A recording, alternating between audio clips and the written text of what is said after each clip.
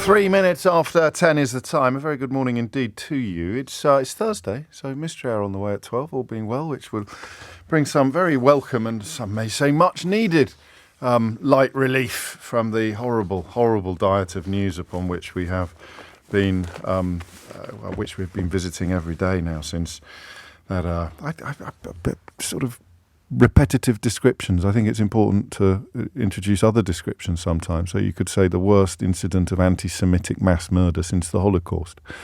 Puts things in perspective somewhat, doesn't it? While there are so many attempts at distracting us in place, and although the death toll was epic and it was the largest incident of anti-Semitic mass murder since the Holocaust, the death toll for Palestinians is now considerably higher and rising, which is why since the very beginning of this, I've made it quite clear that I'm not going to recalibrate my compassion according to where a child or a civilian was born or under what star they may have come into this world. 5 minutes after 10 is the time. We are taking a slightly less, I don't think it's less serious, but we're looking at British politics, or rather at the British Prime Minister today, and you are allowed to question. I was about to say you're allowed to make fun of him, but even in the context of such grisly times, I don't know that even sounds right. The Private Eye magazine cover that I read out to you yesterday, Private Eye, of course, a satirical magazine.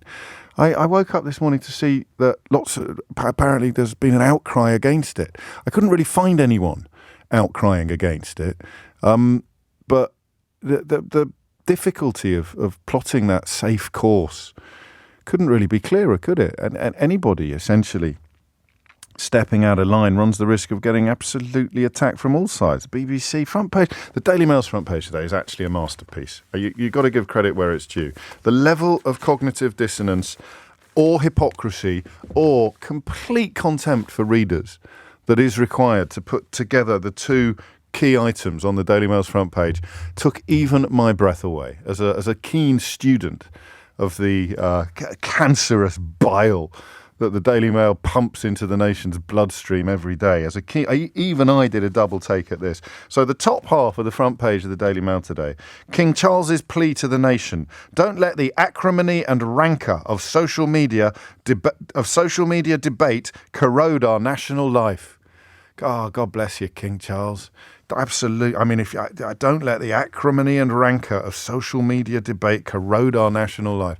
Literally below that, on the same front page of the same newspaper, Israeli president blasts atrocious BBC over Hamas. So the Daily Mail taking this opportunity to launch acrimony and rancour in the direction of our national broadcaster. And literally, either nobody involved in the editorial process of putting that front page together could see what is blindingly obvious to you and to me and to anybody sentient with a functioning moral compass, and could see that it is an almost unimaginable level of hypocrisy. Or they can see it and they laugh because they hate their readers so much that they go, yeah, we can do that. They won't care. They'll love it. They'll lap it up, boss. We sold them Brexit. We sold them Boris Johnson. We told them Liz Truss was a genius and that Kwasi Kwarteng's budget was a work of staggering beauty. So, of course, they're not going to... Our readers aren't going to notice that we're literally praising the king for calling to an end to acrimony and rancour while retaining our position as the nation's chief purveyors of acrimony and rancour. I might not say the word rancour again, just in case. I haven't done my vocal warm-ups yet this morning, and you never know whether your lips get a little lazy. 7 after 10 is the time. So I mentioned all of that just to highlight the strange times we are in when you reflect upon how much energy and effort is put into attacking people for not saying things and attacking people for saying things. If you think the Daily Mail thing is slightly surreal, Gary Lineker has been attacked by people who don't think he should ever offer up political opinions in public for not offering up a political opinion in public, or even not necessarily even a political opinion, just an opinion. You could get your head around that. He was trending the other day with lots of people saying, "Why haven't you condemned Hamas?" And you're sort of like, well, why? I mean, I got one that same morning that said something like, "Are you going to go in as hard on Hamas as you do on Brexit?" And I read it twice thinking it might be a joke. It might be a joke. It'd be quite a good joke, wouldn't it? Because it would be taking the mickey out of the kind of people that are attacking Gary Lineker for not expressing an opinion within, a fortnight of attacking him for expressing an opinion. But it wasn't a joke, because you can look at the account from which it has come, and it wasn't a joke. Why are you going to attack Hamas as much as you attack Brexit? I go, well, I'm not really sure you're doing a great service to the people murdered by Hamas by trying to turn it into the kind of political football that Brexit became. But hey-ho, on we go. And into this curious context steps Rishi Sunak. The Prime Minister of the United Kingdom arrives in Israel today, while the Foreign Secretary, James Cleverly, goes to Qatar. Now, I am quite a patriotic person in the proper, pure sense of the word. I recognise that I'd probably be patriotic if I'd been born somewhere else in the world, but I wasn't. I was born here, and I really like things like, Shakespeare and football and beer. So, and I do think that in some ways we are quite a pioneering nation. Oddly, given that I spend a lot of my time berating how much more progress we could make, in many ways we're a good place to live if you are not part of the ethnic majority or not part of a religious majority, if there is such a thing. We're a pretty diverse and inclusive nation. I'm actually very proud of that. I'm not going to get all dewy-eyed, but I often think of the 2012 opening ceremony to the Olympics when I'm trying to make this point, although, of course, there were inevitably people on the right of British politics complaining even then about the attempt to portray diversity and decency. So I'm quite patriotic, but it doesn't extend to thinking that you're not allowed to take the mickey out of our politicians, whoever they are and wherever they come from, even in very serious times.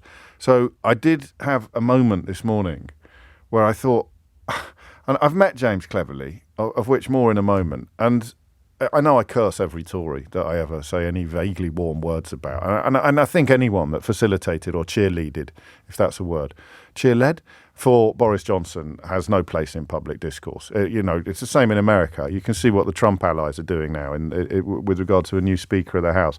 There's two Republican parties, the one that's loyal to Trump and the one that isn't. And they are so miles apart from each other that it barely merits describing them with the same word. And I think there's probably similar problems in the Tory party, except now that Johnson's gone, a sort of semblance of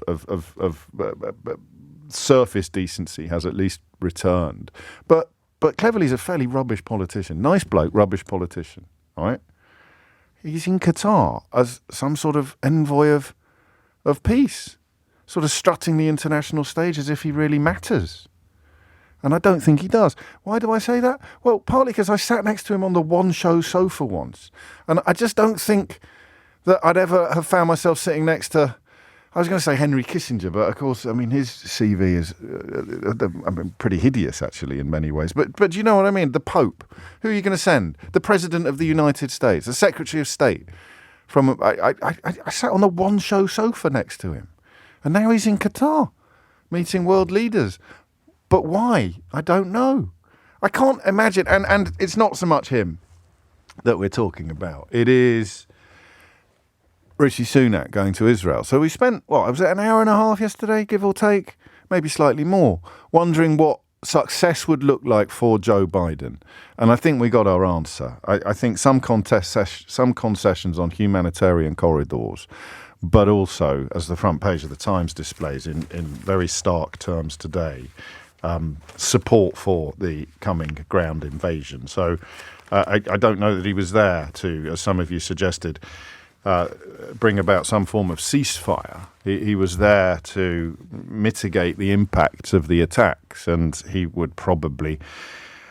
I think I would probably argue that he has succeeded, but that's why I asked you two questions yesterday. What do you want him to achieve, and what does he want to achieve? I don't think he was going there to try to persuade Israel not to go into Gaza with all guns firing. I think he was there to hopefully negotiate or encourage the opening up of some form of humanitarian corridor, and I think he has done that.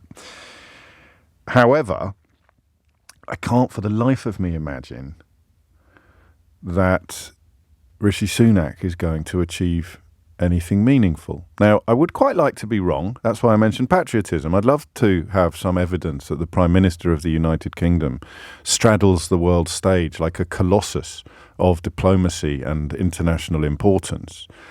And that might be the first time in history anyone's used the word colossus in the same breath as Rishi Sunak. I would quite like that. In a way, I'd quite like that. It would, of course, depend upon what they did with their status as a colossus of international diplomacy. But what I learnt from you yesterday was the impossibility, really, of steering Benjamin Netanyahu from whatever course of action it is that he's decided upon for whatever reason.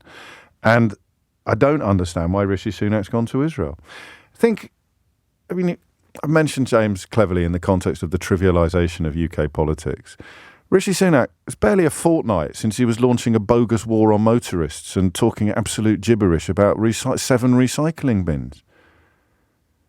It's barely a fortnight since he was ranting about a non-existent war on motorists and claiming that he was going to abolish a meat tax that no one's ever paid.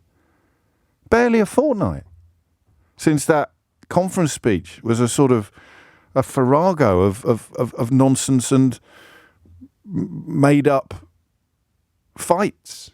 We're gonna end the war on them. What war on them? What? So I guess what I'm suggesting to you is that Rishi Sunak is a ridiculous figure now. But because he followed Boris Johnson and Liz Truss, he is the least ridiculous of the last 3 prime ministers.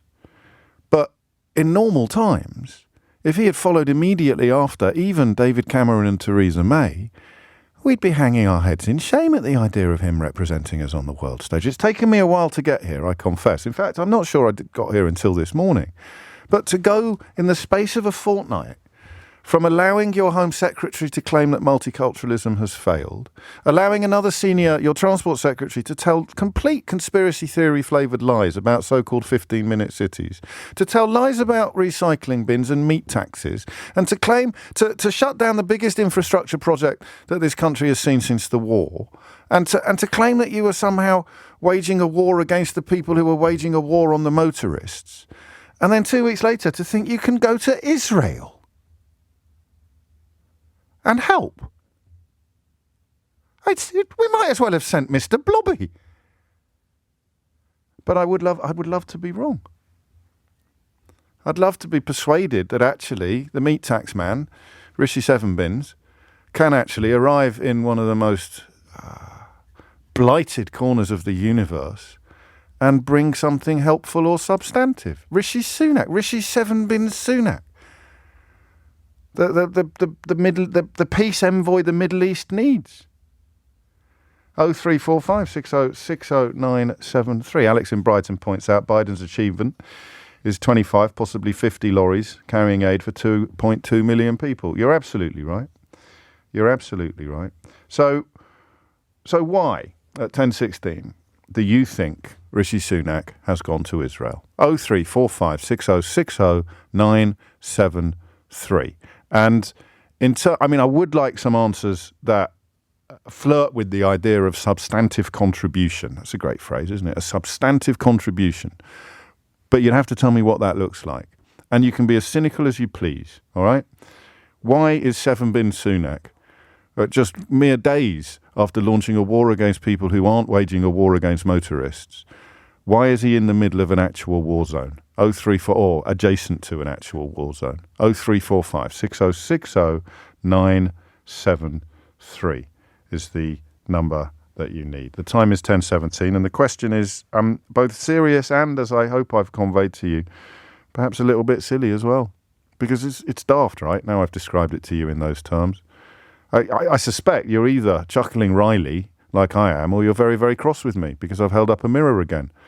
And you don't like what you see in it. 18 after 10 is the time. 0345 6060973 is the number you need.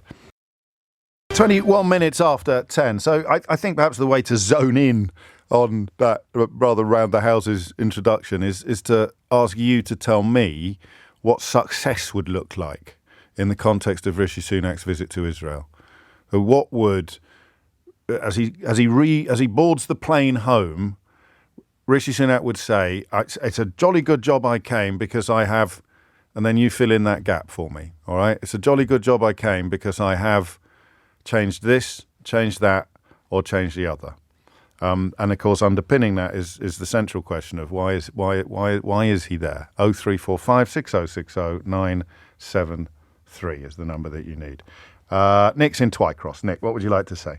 I'm jolly glad I went to Israel in the middle of a war because I got a positive Daily Mail front page. Is probably the best I can offer you. Political desperation for a poll bounce. It won't just be the Daily Mail. I'm watching him now sitting with Israel's president, not Netanyahu, Herzog, and you know it's international statesman optics, isn't it? Boris went to Ukraine and walked around Kiev within a couple of days of the Ukraine war starting, and I think it won him some kudos, even though I saw through it. Well, hang on, mate. You've done something that no one's ever managed to do on this programme before. Go on. You've put me in a position where I now have to actually defend Boris Johnson's record. Oh, don't do it, James. I've got to do it, Nick. Okay. We were in the very front row of support for Kyiv. It was more. I mean, Johnson's motivations might have been, as they have always been at any other point in his life, entirely self-serving and cynical. But from Kyiv's point of view, from Ukraine's point of view, we went gangbusters. So, but you see, I have to question whether this is just more of the same. There's a by-election on today. No, but which we're not going to talk about in any way, shape, or form. So stop that now, or you'll get me into trouble. Just briefly on the Johnson parallel, we were at the forefront of sending support, supplying military aid, and of course providing corridors for refugees. I'm fairly confident Sunak won't be doing any of those things today. But at the same time, when everything is about vanity and optics with this current government, because they have nothing left in the locker, why would he not expect that this might win him even a scintilla of support amongst a number of disaffected people? Is it worth? So the answer to what does success look like? You just mean a PR uptick or a slight bounce in the polls? Exactly. I think that's all I've got. I don't might be all weird. There's anything else to it. No, well, perhaps if you had Israeli family, maybe you'd feel that it was an emotionally resonant journey, but it wouldn't actually change anything. That's why the question stands on what would support look like? What would success look like? I beg your pardon. Thank you, Nick, you cynical old soul. 25. That's probably, hopefully, be the last time I ever have to.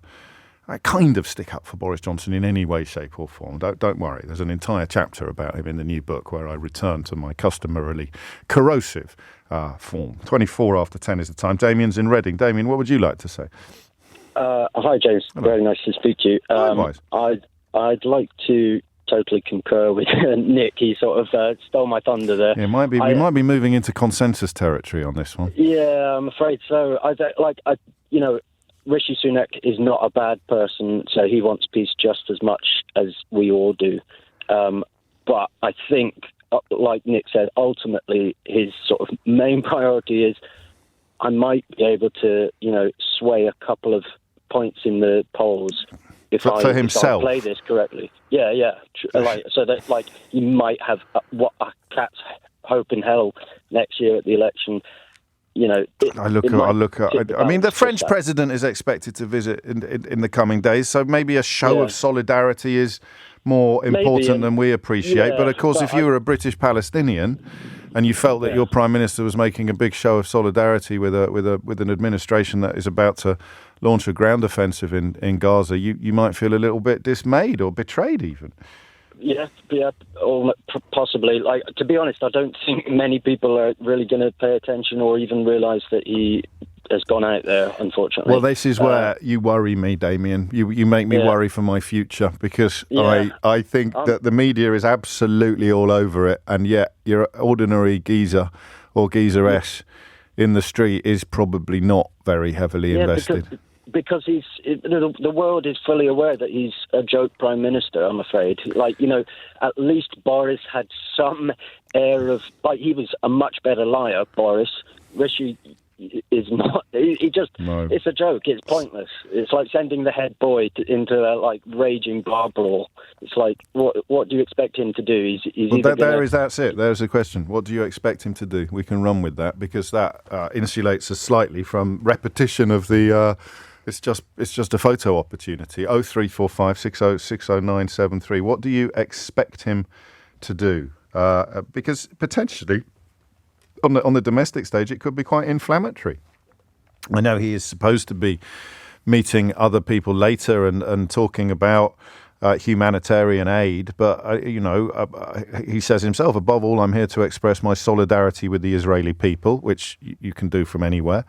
He meets Mr. Herzog now, the president, the prime minister later. He'll then go on to visit other regional capitals. And given that Joe Biden was there yesterday and achieved little, quite what Sunak could achieve in meaningful terms. So what you've got here is almost a dichotomy. I suspect everyone's going to agree that this has got nothing to do with changing policy, but some people quite like the fact that these optics are there. It does say something to I would say the Jewish community in the UK, but of course, conflating the word Jew with Israeli is problematical for reasons that we've discussed an awful lot. But you understand what I mean when I say that.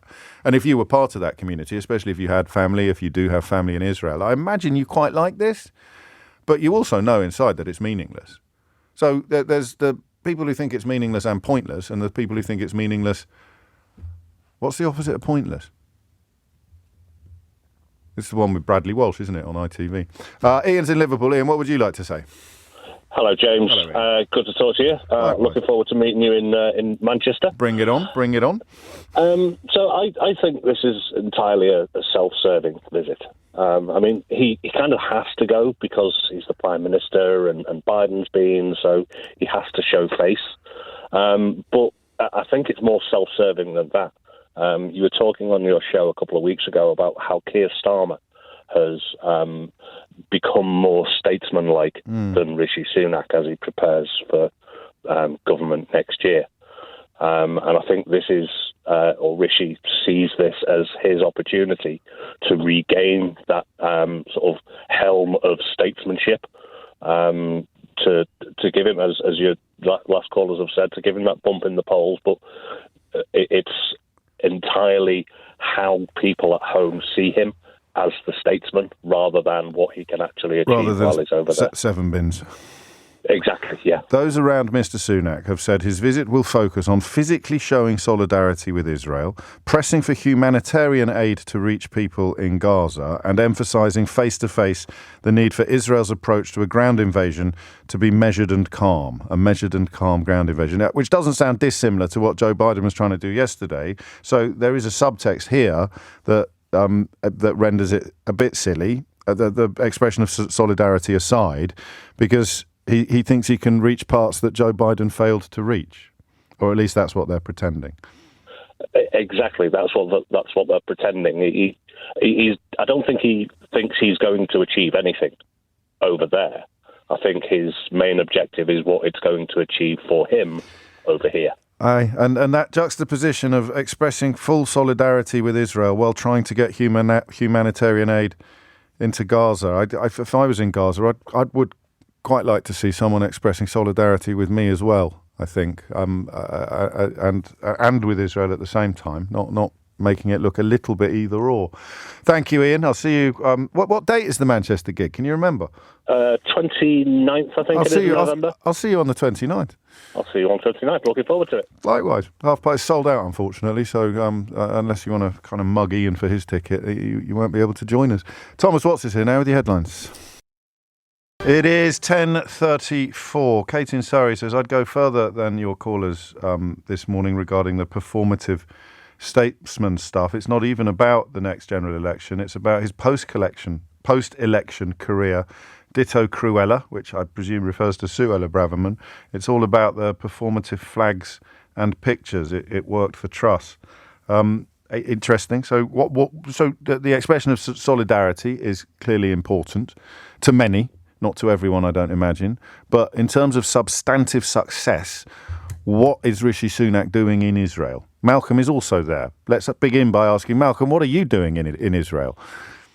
James, yesterday I was watching my beloved West Ham, and today it looks like I'm going to be watching Kidderminster. Fantastic.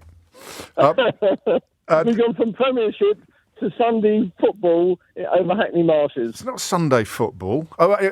So for people who don't, first of all, get back in your box, pal. All right. Second of all, Malcolm is speaking to me live from Tel Aviv, and third of all, I will explain your analogy. You are suggesting that where Joe Biden is an international statesman of immense stature, Rishi Sunak is non-league. Exactly. On the other note, I think you're right. It's pointless. Maybe the other word you're looking for in his vocabulary is achievable. Maybe he thinks where Biden failed by the meetings with all the other the meeting that should have been yesterday. That got called off. It got called off. The mere fact that he's hopefully going off to these other countries is going to show him as this great, politician, this great a person who can achieve such things. But really and truthfully, he's just Kidderminster. Can you pick something else, like Accrington Stanley or something like that? Can you leave the Ross Penn's Red Army out of your lazy analogies, please? That's just outrageous. It's an outrageous slip. But presumably, I think I mentioned that you're in Tel Aviv. We spoke earlier this week. Understandably, my rule about not having people on twice in the same week is relaxed at times like this, particularly for people in places where you are. But presumably, around you in Tel Aviv, there are plenty of people, particularly perhaps British Israelis, who are very pleased about this trip, this visit. Well, but they're pleased as far as he's showing support. Yes. And yes, you're right. He hasn't. Why doesn't he show support to the Palestinians? And to the people in the UK who are of Palestinian background. So, all right, he can't physically go into Gaza where he can go here. But I'm sure, at some point he's got to say, we support Israel. However, we also support the people in Gaza, the everyday Palestinians. Forget Hamas, they're out of the equation. Yes, of course. Which is a position that people seem a little bit shy of articulating. Yeah, he just wants to. He's trying to tick all his boxes and saying, look, I've also come. Biden's been, Germany's been, and whoever else is going to follow me. I've got to show that I'm here as well. Your cynicism notwithstanding, I don't want anybody to think that we're downplaying the importance of the show of solidarity to many other people in Israel and many Jewish people back in Britain as well. But that's all it is, a show of solidarity. It doesn't change anything or move any needles or achieve anything substantive. What's he going to achieve? Maybe he'll get an extra truck through the border? I doubt it. Well, that's what we're measuring. That's what we shall have to find out about. I wonder if Malcolm will pull off the first ever hat-trick in this programme's history and manage to get onto tomorrow's show. Malcolm, you take care, mate. Look after yourself. 10:38 is the time. Pete in Accrington's very upset. Leave Stanley out of your filthy mouth, he says. All right, Pete, you can't really pick a team that's synonymous with the sort of minnow status in UK football, which is what Malcolm was doing. And I nearly teased him then for making a joke that I had to explain, because, of course, if you have to explain a joke, it hasn't worked. But I now find myself having to explain a joke I made a moment ago because you've been bombarding me with evidence that you didn't understand it at all. When I said, what's the opposite of pointless? And then I said it's the one on the other side with Bradley Walsh. I meant that they're usually on at more or less the same time. So the opposite of pointless is the chase, right?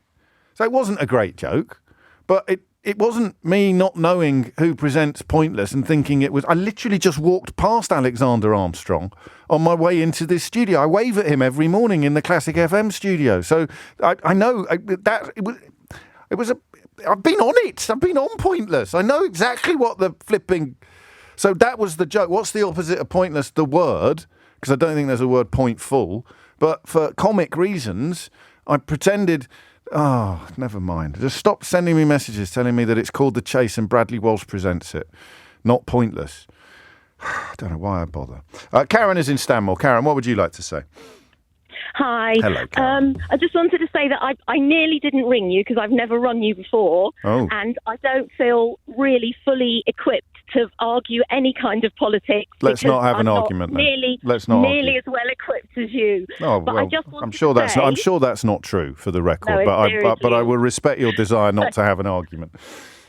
I wanted to say that as a non-religious Jew in the UK, I'm very, very proud to be British. Yes. I don't think this is I don't think the point is that what we think of Rishi Sunak as a prime minister or as a leader of this country. He is the prime minister, and as someone who leads a very important country in the world, I think it's the solidarity that he's showing both to the Palestinians and to Israel that's important. He's not going to. I mean, what do we think anyone is going to achieve by travelling from another country? Well, I think Joe Biden could bring to bear some fairly hefty leverage if he wanted to. I mean, I'm not sure that he did want to, but I'm not. And also, I love this country as well, but I don't know if we are very important on the world stage at the moment, Karen. Really.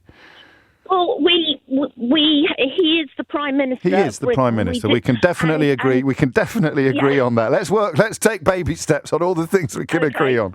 He is the prime minister, and he's gone to show solidarity to both parties in that region. But already we've lost our agreement already, because I don't see him showing much solidarity to people in Gaza at the moment. I mean, he's said we show full solidarity to Israel. If you were in Gaza, or if you had family in Gaza, what would you point to this morning as evidence, or what words would you point to this morning as evidence that he is there to show solidarity with people in Gaza? Well, he did say in the Commons that he's increasing aid to Gaza. Yeah, but he said in Israel this morning, I'm here to express my solidarity with the Israeli people. He didn't mention people in Gaza. Well, he has previously mentioned, and whenever he does speak, he mentions that both he has sympathy with both the Jewish and the Muslim community and both people in the region. But the question today is why is he in Israel? So if he's not doing it while in Israel, that can't be a reason why he's in Israel, can it? And I know we said we weren't going to have an argument. He has gone to Israel because they are a free country and a democratic country. He's not going to go to Gaza, which is at the moment run by Hamas. No, but he could have said, I'm here to express my solidarity with the Israeli people and the Palestinian people, and the people of Gaza. He did, and he didn't. So I'm just picking up on just a couple of things you said that I don't think are entirely accurate. But the most important thing you said is that you personally feel encouraged, and I do, and that's a good thing. Why. And that's a good thing. And I'd like to listen to why. Okay, so several things. First of all, it's Israel that were attacked, and I'm feeling increasingly like a lot of people have forgotten. Less than 2 weeks ago, Israel had an unprovoked and unprecedented attack, and they are in a country of mourning. We still have all the hostages that are still being held, and we don't know where they are or whether they're alive. And the fact that, and I know that I'm going slightly off-piste here, but the fact that all over the world there are the most unbelievable marches and protests in support of Hamas, with a woman in Scotland that we saw on television wearing a Palestinian flag and reminding Jews where they were in 1940, and also protests going on in Australia and all over the world and in the UK. The fact that a week after Israel was attacked, that central London, came to a standstill with people supporting Hamas. Well, they weren't supporting Hamas. There were, I mean, two people were photographed. Two people were photographed with hang gliders on their back, and then obviously some argument over slogans. But they were doing what you just said you wanted Rishi Sunak to do. They were showing solidarity with the people of Gaza. There is a lot of support for Hamas. Well, and that's easily condemned. But it's entirely false to say that London was brought to a standstill by people showing support for Hamas. So, in fact, what you said Rishi Sunak was in Israel to do, but he isn't doing, is exactly what the massive majority of people marching in support of Palestinian people were doing, that you're now unhappy about, Karen. I'm not seeing that as true. There are a lot of people who are supporting just the Palestinians and the Palestinian cause. Yes. But there is the most enormous rise in anti-Semitism, and it's something indeed that there is, and also in Islamophobia as well, which is why it might have been better for Rishi Sunak to express his solidarity with everybody, and of course the families in Israel, and the families of the 3,000 people who've been killed in Gaza since the retaliation began. He has done that. Not today. He hasn't. I'm sure. Well, he's in Israel. Well, that's where it would matter most. Because as you said yourself, he can't go to Gaza. There's 3,000 families just a few miles away who've lost family members, and he's not expressing any solidarity with them. That's all. But I really value, and I'm very glad that you've explained your personal.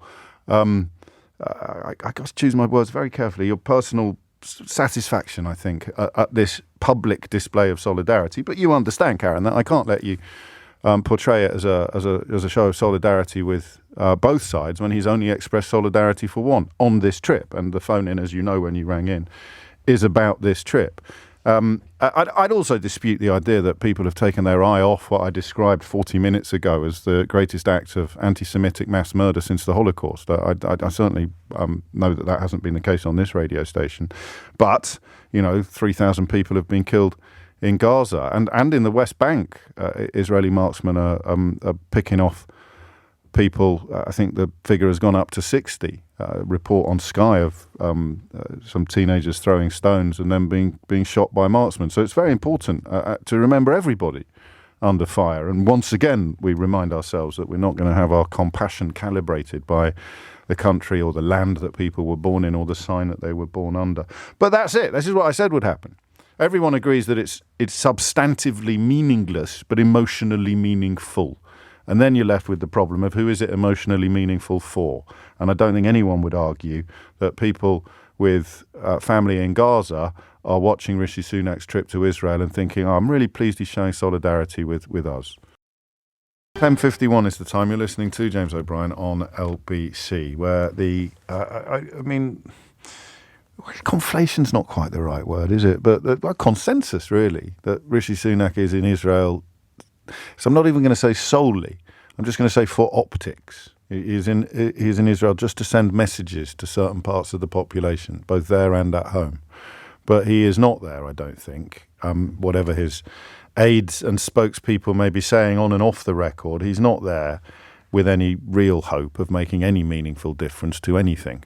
Which doesn't mean it was wrong to go. It's just evidence of how trivialised British politics has become, that a bloke who was talking about 7 recycling bins and a meat tax a couple of weeks ago is now being reminded what proper politics and international diplomacy should look like. 10:52 is the time. I told you you're listening to. And Kim picks up on that. She says, if you did have family in Gaza, you would be thinking that the English government is not behind them. It's a shame he only mentioned solidarity with Israel, and this has had an impact upon Kim's future voting intentions, which I'm terrified of talking about today for reasons that I'm too terrified to even explain. Nama is in Brent. Nama, what would you like to say? Hi, James. Hello. Thank you for having me. I'd like to say that I think there's a bit of a confusion between compassion and solidarity. I'm a British Israeli. I'm living in London. I have all of my family and friends are in Israel, and we are all shattered for the last 2 weeks, shattered.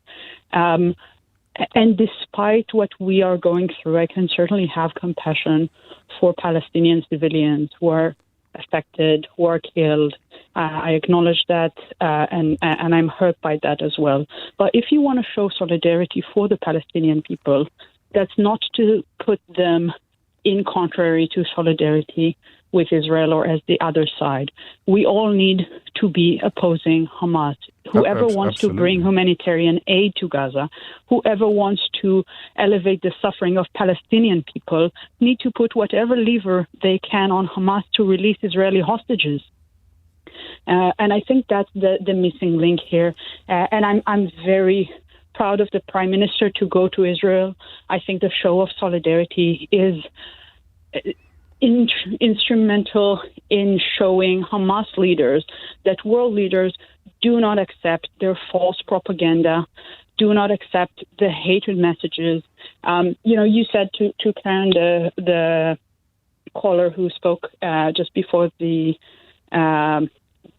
break, that Palestinians marching in London weren't supporting Hamas. They were supporting Palestine, but they were chanting Free Palestine, They were chanting from the river to the sea. But support for a free Palestine is not support for Hamas. But Gaza is free from Israelis. I think that's what the confusion is. It sounds so wonderful and liberal to say I'm free not confused Palestine. by. I would like to see a free Palestine alongside Israel. A free Palestine would contain people who are free to go to other places. Well, you should ask Egypt why they're not allowed to go through Egypt then. But, they don't only have a border with Israel. So you've gone from saying they're free to reminding us that they're not free for two reasons instead of one. I'm saying that the people who chant free Palestine do not mean free Palestine. They do mean destruction of Israel. I don't allow mind reading on the programme, Norma. Well, fair enough. So I speak to people who tell me that they want a free Palestine and that they chanted for it, and they tell me what they mean. So I can't let you call them. I can't. Well, they want people who live in Palestine to be free to go to other places. If that's what they mean, then I wholeheartedly support that. So you're showing solidarity. So you're showing solidarity with them then.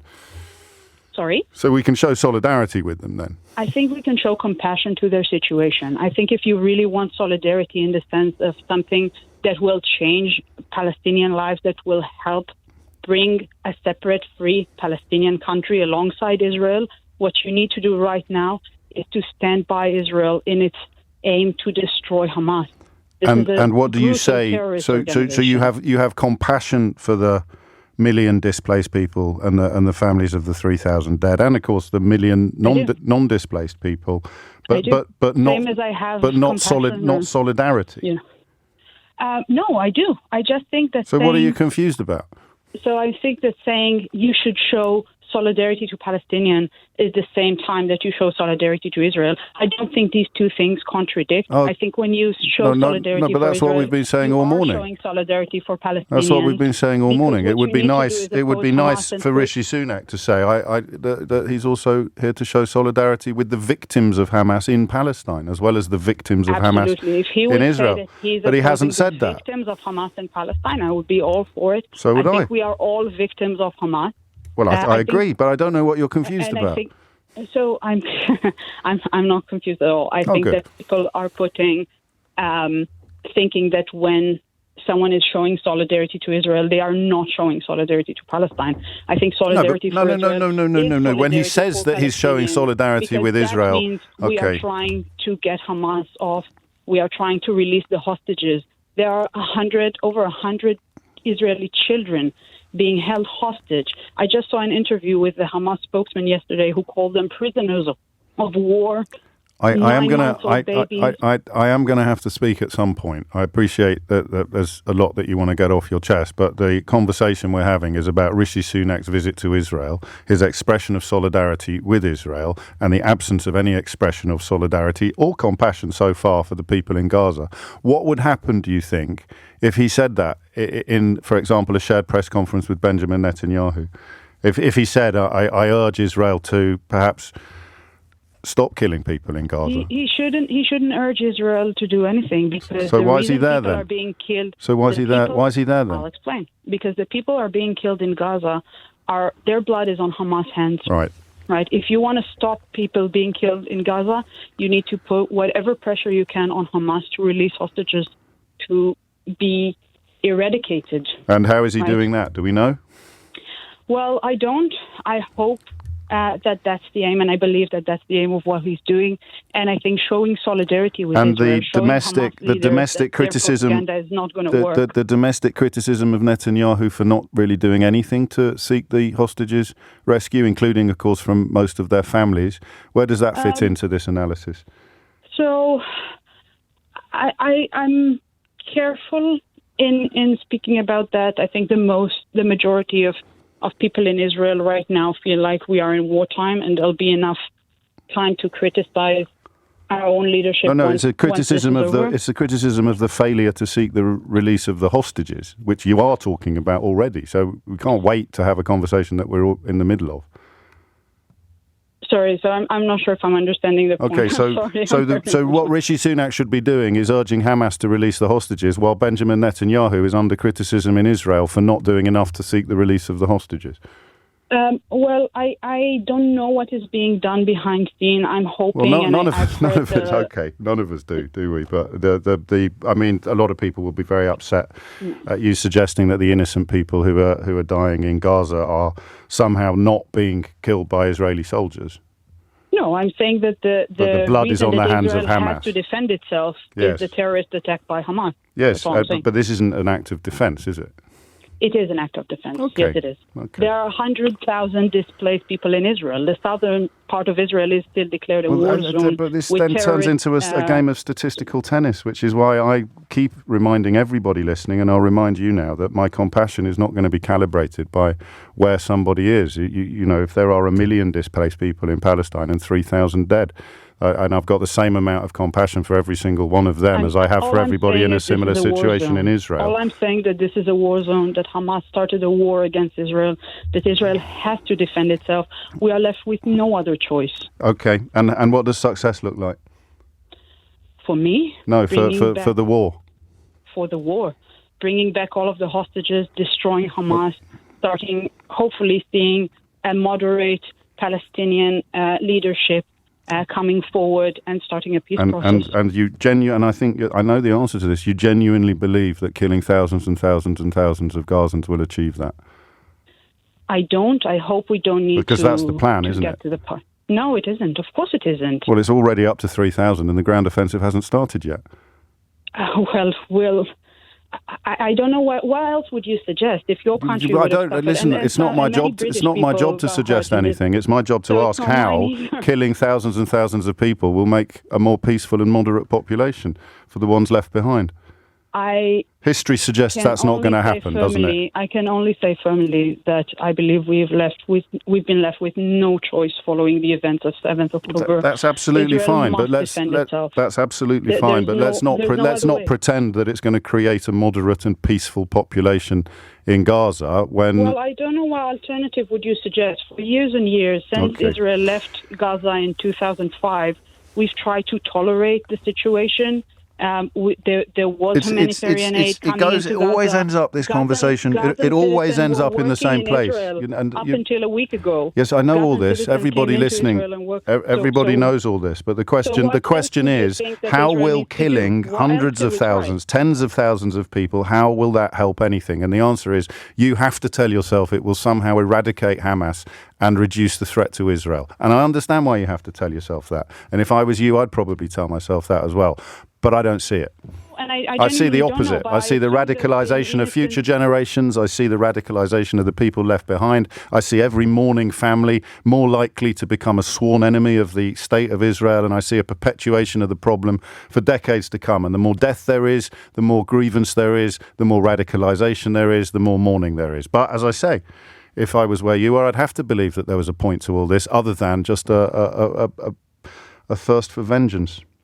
But the question of what is Rishi Sunak doing there, I think we can probably both agree he's unlikely to make a meaningful change to anything that happens on the ground in the next 20 years, never mind the next 20 days.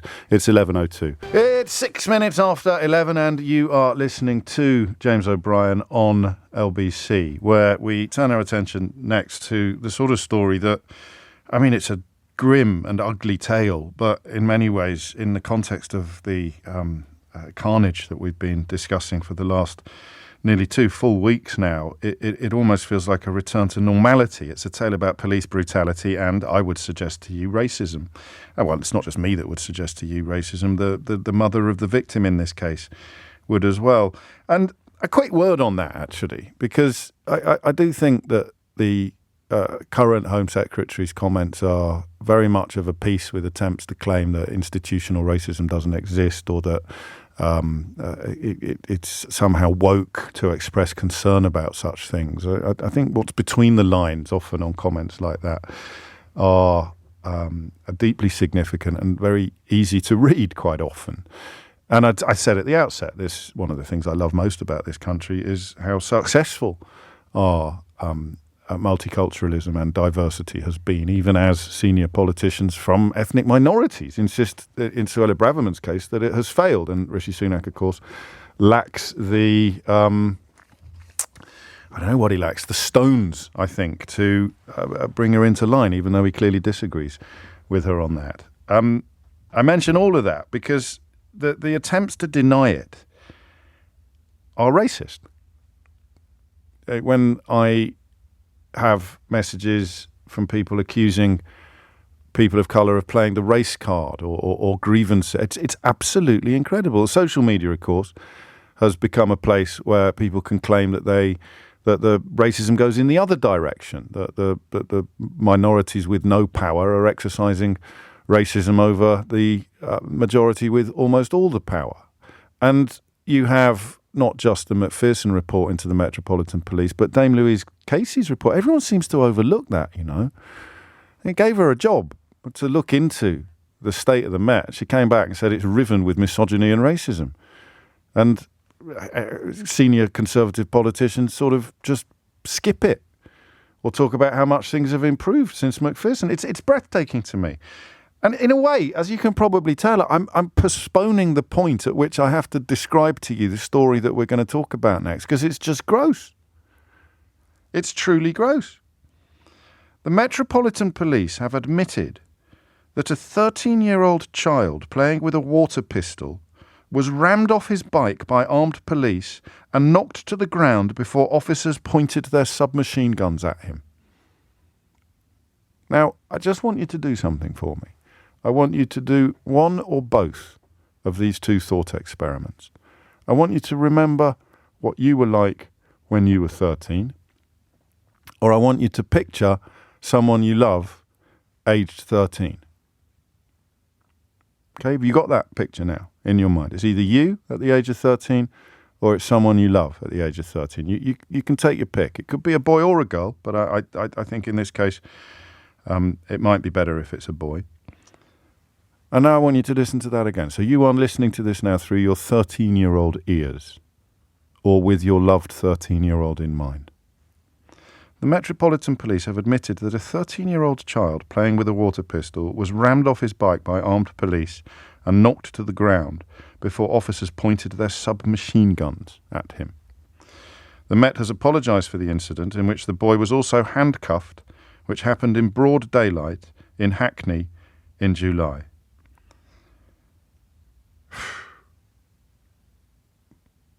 I mean, the story is breathtaking. The boy had been playing near his home with a blue plastic water pistol with his sister, who had a pink one. At 3:45 on Wednesday the 9th of July, police say an officer, quotes, saw a male on a bicycle pointing what was believed to be a handgun at a young girl, end quotes. 2 armed response vehicles arrived at the scene. The Met said specialist officers are trained on specific tactics, including using vehicles to bring cyclists to a stop. This tactic was used in this case, causing the boy to fall off his bike. He was rammed off his bike. Firearms officers left the car and he was handcuffed and detained. It quickly became clear that he was not in possession of a firearm. He was de-arrested at the scene. Imagine now that it was David Cameron's 13-year-old son that this happened to, or mine, or yours. Imagine it was Rishi Sunak's child that this happened to. What would the news coverage be like? Okay, this family's not famous. So just imagine it were a middle-class white 13-year-old playing with water pistols with his sister on a street in Chiswick or Chelsea. Can you look me in the eye and tell me that the police would have behaved in exactly the same way? And if you can't, can you tell me why they behaved like this? Because in many ways it gets worse. The Met accepts that the boy, who is black, suffered trauma, and his mother said that his race had led to his treatment by armed officers and brief arrest on suspicion of having a firearm. The Met says it was called to a report of a gun in the street and was obliged under its policy to treat all firearms as dangerous until proved otherwise. It said no misconduct issues had been identified. No misconduct issues has been identified. A 13-year-old child playing with a water pistol was rammed off his bike by armed police, knocked to the ground before officers pointed their submachine guns at him and arrested him. The Metropolitan Police said no misconduct issues had been identified. His mother said, "It's been a deeply traumatic experience for him, for me, and for our family as a whole. The attitude of the police to him and to me is shown up in the words of the senior officer at the scene when I protested to him about the conduct of his officers. He told me I was lucky that they had not arrested my son. For what? For playing with a brightly coloured plastic water gun with his younger siblings on the streets behind our home. For being a black boy on the streets of Hackney." She's also said, "I know, and the police know, that they would not have treated my son in the way that they did if he had been a white 13-year-old boy. I know that they would not have treated me with the contempt shown towards me or described me as aggressive if I was not black." 13 minutes after 11 is the time. The gut reaction to this story would, for me, once have been to defend the police. And I'm thinking back a long, long way, possibly before I started doing this for a living. I'm thinking that policing by consent is crucial to our society, and that the police, because of the way I was raised, the police are to be trusted. And even after the racist murder of Stephen Lawrence and the abject failure of the Metropolitan Police to investigate that with anything like the alacrity and enthusiasm they would have deployed had Stephen been white, and even after having the privilege of getting to know Baroness Doreen Lawrence, I still retained this childlike regard for the police, and I had it until I didn't notice it had gone, really, until quite recently. Partly, I think, the Sarah Everard case and the Carrick case that's back in the news today. That was when I began to realise that perhaps it had gone. Partly when the WhatsApp groups with the appalling misogyny and the appalling abuses being shared by officers who knew that their colleagues would like it too. So that bad apple argument disappeared immediately. Talking to Mina Smallman about what happened to her daughters and what the police officers did there. All of these things have created an environment for me, a personal environment in which I don't trust. I don't have a position of natural trust anymore. And remember, I'm white, so you're going to have to give me a break on this, because I know that if I'd grown up black, I'd be different. So what's the question here for you and for me to do together? The question is this. I know, and the police know, that they would not have treated my son in the way they did if he had been a white 13-year-old boy. Is she right? 0345 6060 973. And just for the avoidance of doubt, if my 13-year-old was rammed off a bike by a police car and surrounded by officers pointing submachine guns at him, I think I'd be a bit bloody aggressive when I turned up.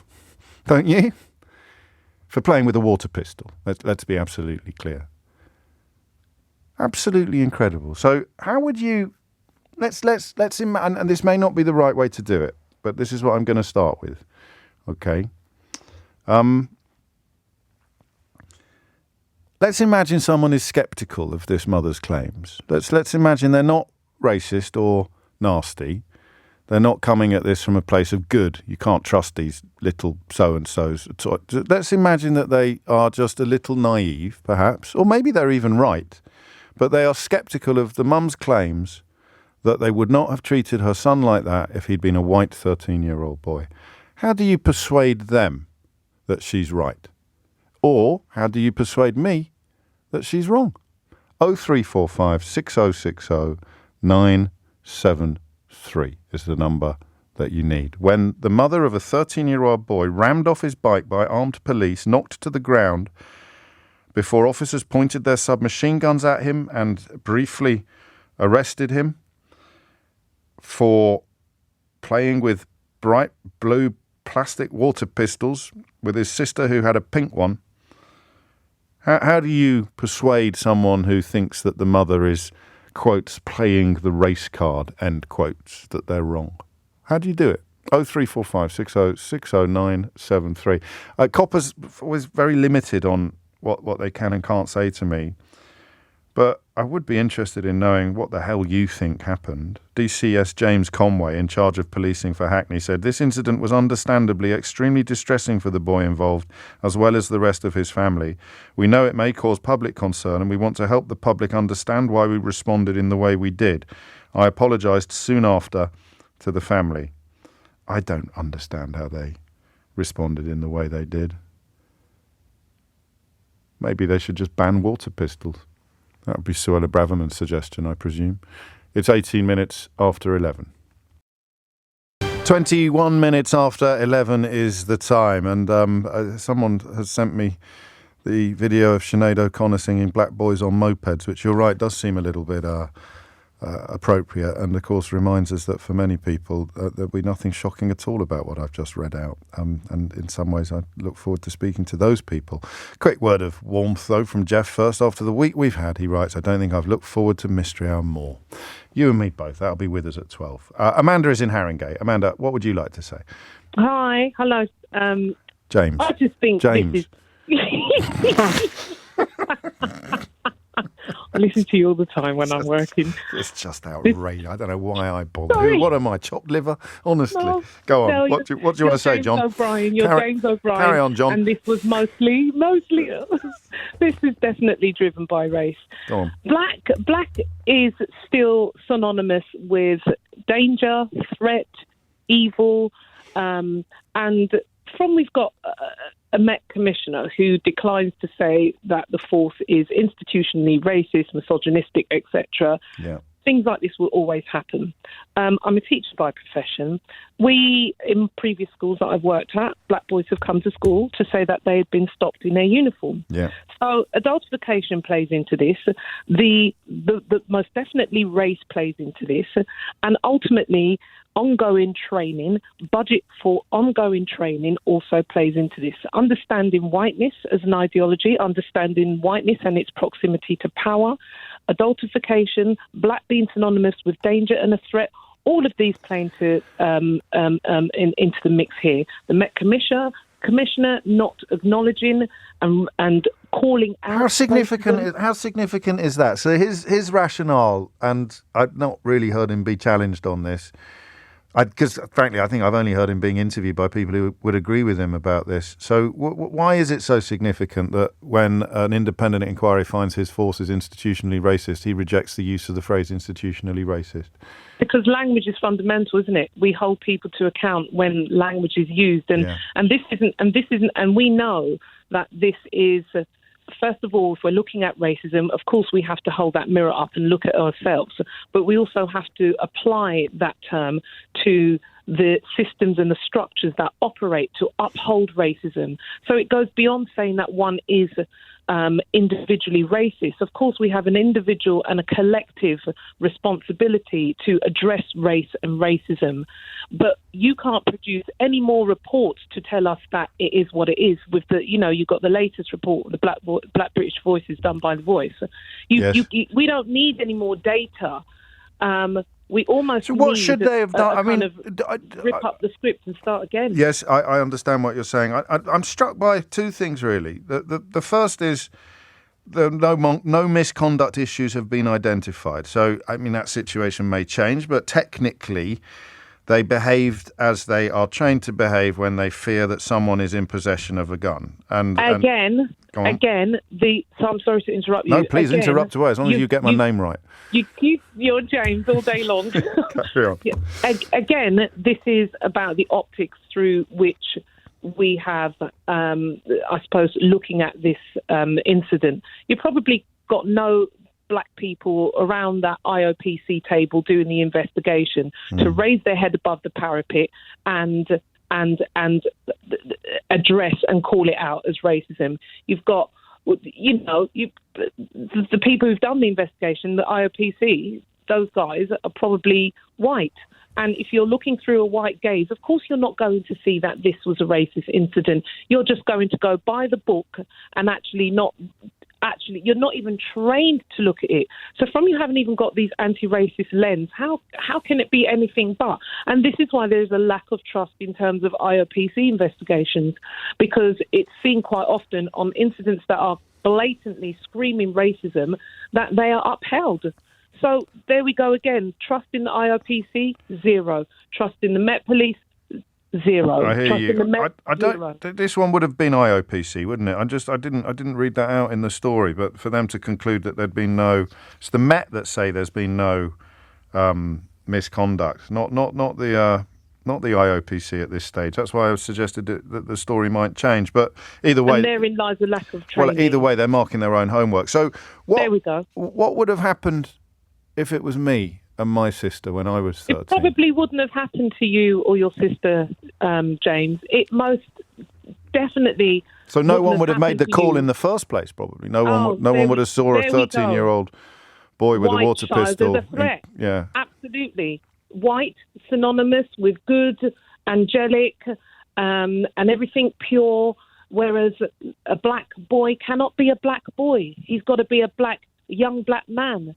You know, he cannot just be a young black child on his scooter, on his bike.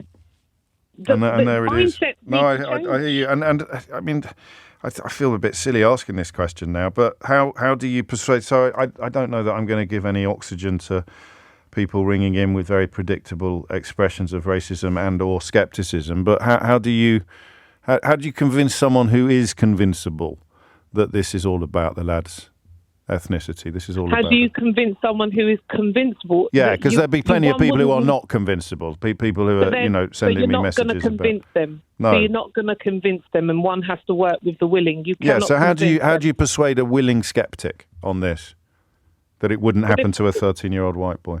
Or even if it did, it would not be normalised? Well, I'm thinking if they're willing to understand, they will understand the proximity exactly, and the That's a funny proximity one. to. Yes. Yeah, you've kind of answered your own question. The proximity.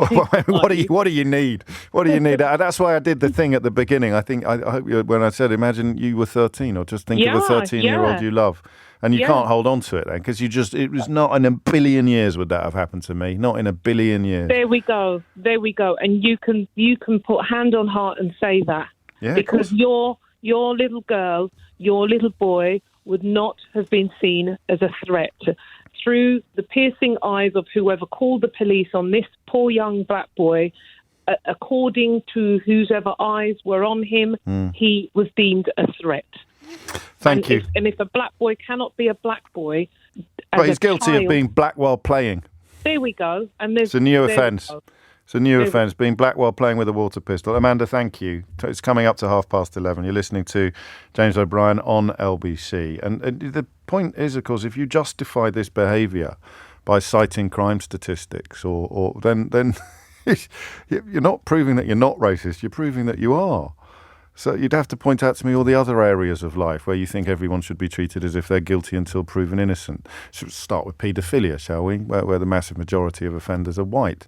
So do you think all white men? What about radio presenters? There's been some terrible stories in recent years about radio presenters doing disgusting things. So should we treat all white radio presenters as if they are child abusers? Because that's what the statistics tell us.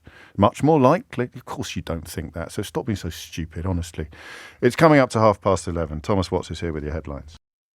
It is 26 minutes to 12. You are listening to James O'Brien on LBC, where we continue to examine the case of the mother who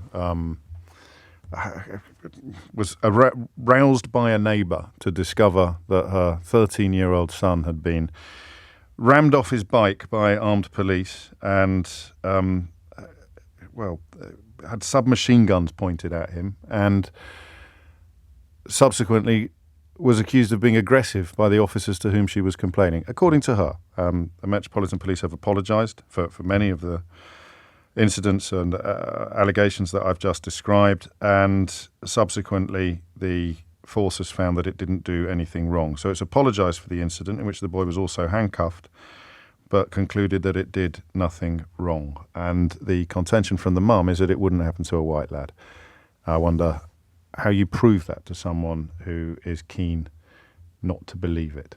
Ace is in Brent. Ace, what would you like to say? Good morning, sir. So just a few points. So what in terms we trust our police officers to protect us with the integrity. And what they're saying in this case is that our trained firearm police officers have not got the integrity to distinguish between a 13-year-old boy carrying a water pistol and somebody carrying a potentially harmful weapon. Now, I just want to take you quickly because it all ties in. It will have to be quickly. Recently, over 100 officers stood down and said, firearms officers said, we don't want to have firearms badges because we need to make those split decisions. Yes. So on one hand, the police are arguing that they want to be able to make quick decisions, but at the same time, they're saying they haven't got the integrity to distinguish between. Well, that's not quite fair, is it? So it is because they didn't shoot this lad, thank God. Yeah, but the trauma that this child has to live with for the rest of his life by having a hard stop like that whilst just enjoying his childhood. Yeah, but I think. Listen, I'm not here to defend the actions of the officer fatally shot by the officer who fatally shot Chris Cabba. Not today, at least, because I'm not across it and not ready for that conversation. Ace, I didn't know you were going to bring him into it. But no, hang on. You can't respond to what I've said until I've said it. Okay. The 13-year-old boy with a water pistol, I think the reason why they don't compare with each other is that the reasonable suspicion that he was posing a threat to the public is not the same as the officers involved in the Chris Cabba shooting would argue. So your point, and I can see why you've made it, but your point doesn't work. They're not simultaneously saying we can and we can't make these decisions. They're deploying the correct tactics in both places. It's just that with this 13-year-old boy, they never thought they were about to come under fire to the point where they pulled a trigger, and with Chris Cabba they did. So it just doesn't work it doesn't work as a parallel. The child had a water pistol, and it's just this constant over policing. Yeah, I agree with that. I just wanted to nip that comparison in the bud because I don't think it's helpful to either case. Thanks for nipping that comparison in the bud. And in relation to the institutional racism, quickly, it's very important that they acknowledge that they're institutionally racist because, as your previous caller covered, there is individual racism and there's institutional racism. And unfortunately, the black community in the UK are constantly over-policed, and the tactics that are used is institutional. And until the Met acknowledge that they are institutionally racist and change their processes, we are constantly at the receiving end of over-policing. You know, we tend to get higher sentences when we go to court, and the list just goes on. So we live in a two-tier system, and we are just sick and tired of being at the receiving end of this racism that's disguised as what they like to say is, I'm just doing my job. How significant do you think it is that the head of the Met, the Chief Constable, rejects the phrase, says he won't use the phrase institutionally racist? It's absolutely disgusting, and it's very significant because, once again, what it does, it undermines all of the trauma that so many of people in so many different situations from ethnic backgrounds are constantly experiencing at the hands of the police. So it undermines everything that is wrong with this institutional system, and at some point they have to take accountability. Well, it's what you see, isn't it? It's two people looking at the same scene or the same person and seeing two different things, and that is institutional. I think you're right, Ace. I quite like this message from Sarah. Thank you for this one. I'm a white middle-class woman with a 13-year-old boy in Hackney who also likes to play with brightly coloured plastic water guns with his younger siblings in the summer. I am 100% certain that this would not have happened to our son, but I'm not surprised that it has happened to this boy and his family. It's awful. Socially, Hackney is a very well-mixed community, but it is continually ghettoised by the police. This only perpetuates the cycle where young black boys are treated unfairly. Emma is in Balham. Emma, what would you like to say? Hello, James. Hello. Good morning. Hello. Very good on Palestine, by the way. That was an Israel thing. I was very impressed. Thank you. I just wanted to say that this, going back to your question of how do you convince middle-class white woman. That Doesn't have to be exists. middle class or a woman, but Well, anyway. as a white, yes. well, I'm from a middle-class white background, Right. and I have to do this convincing quite a lot Do you? because I've been with my partner, who's black, for nearly 30 years. I have Right. an 18-year-old son, and we've experienced tons of racism. I mean, I don't want to go into every single Sure. episode here, but I've had racist police officers saying stuff direct to our face. I've had to get my partner out of Keddington Police Station. I've had the police tell me that it's not illegal to stab you on private property. That was an interesting high point. I've had the police tell us that bad brown and black people burgled us, and I have obviously a mixed race son, and what I do realise as a white person is that when I'm with my partner, it's a very different universe to when I'm on my own. And I've experienced that also in the States. We've been arrested for armed robbery in the States. Pardon? Yeah, I know. Like the day after we got there. How did that happen? Just out of interest. We were basically going to the biggest sweet shop in the world in New Hampshire. Yeah. And we were parking, and suddenly we were surrounded by police cars. And being, a partner of many years, I just assumed that my partner was parking wrong and was beginning to tell him off. Like, Yeah. You've just parked wrong. Anyway, I think what it was, they took us to the side of the road. They kept us. They didn't see our 9-year-old child, and they're going to shoot him, my partner. But what was their suspicion based on? Sorry, They said that somebody had called in an exact description of us. They described my dress exactly. They described him bizarre. exactly. They didn't. It's basically somebody who's racist who doesn't like a mixed race couple.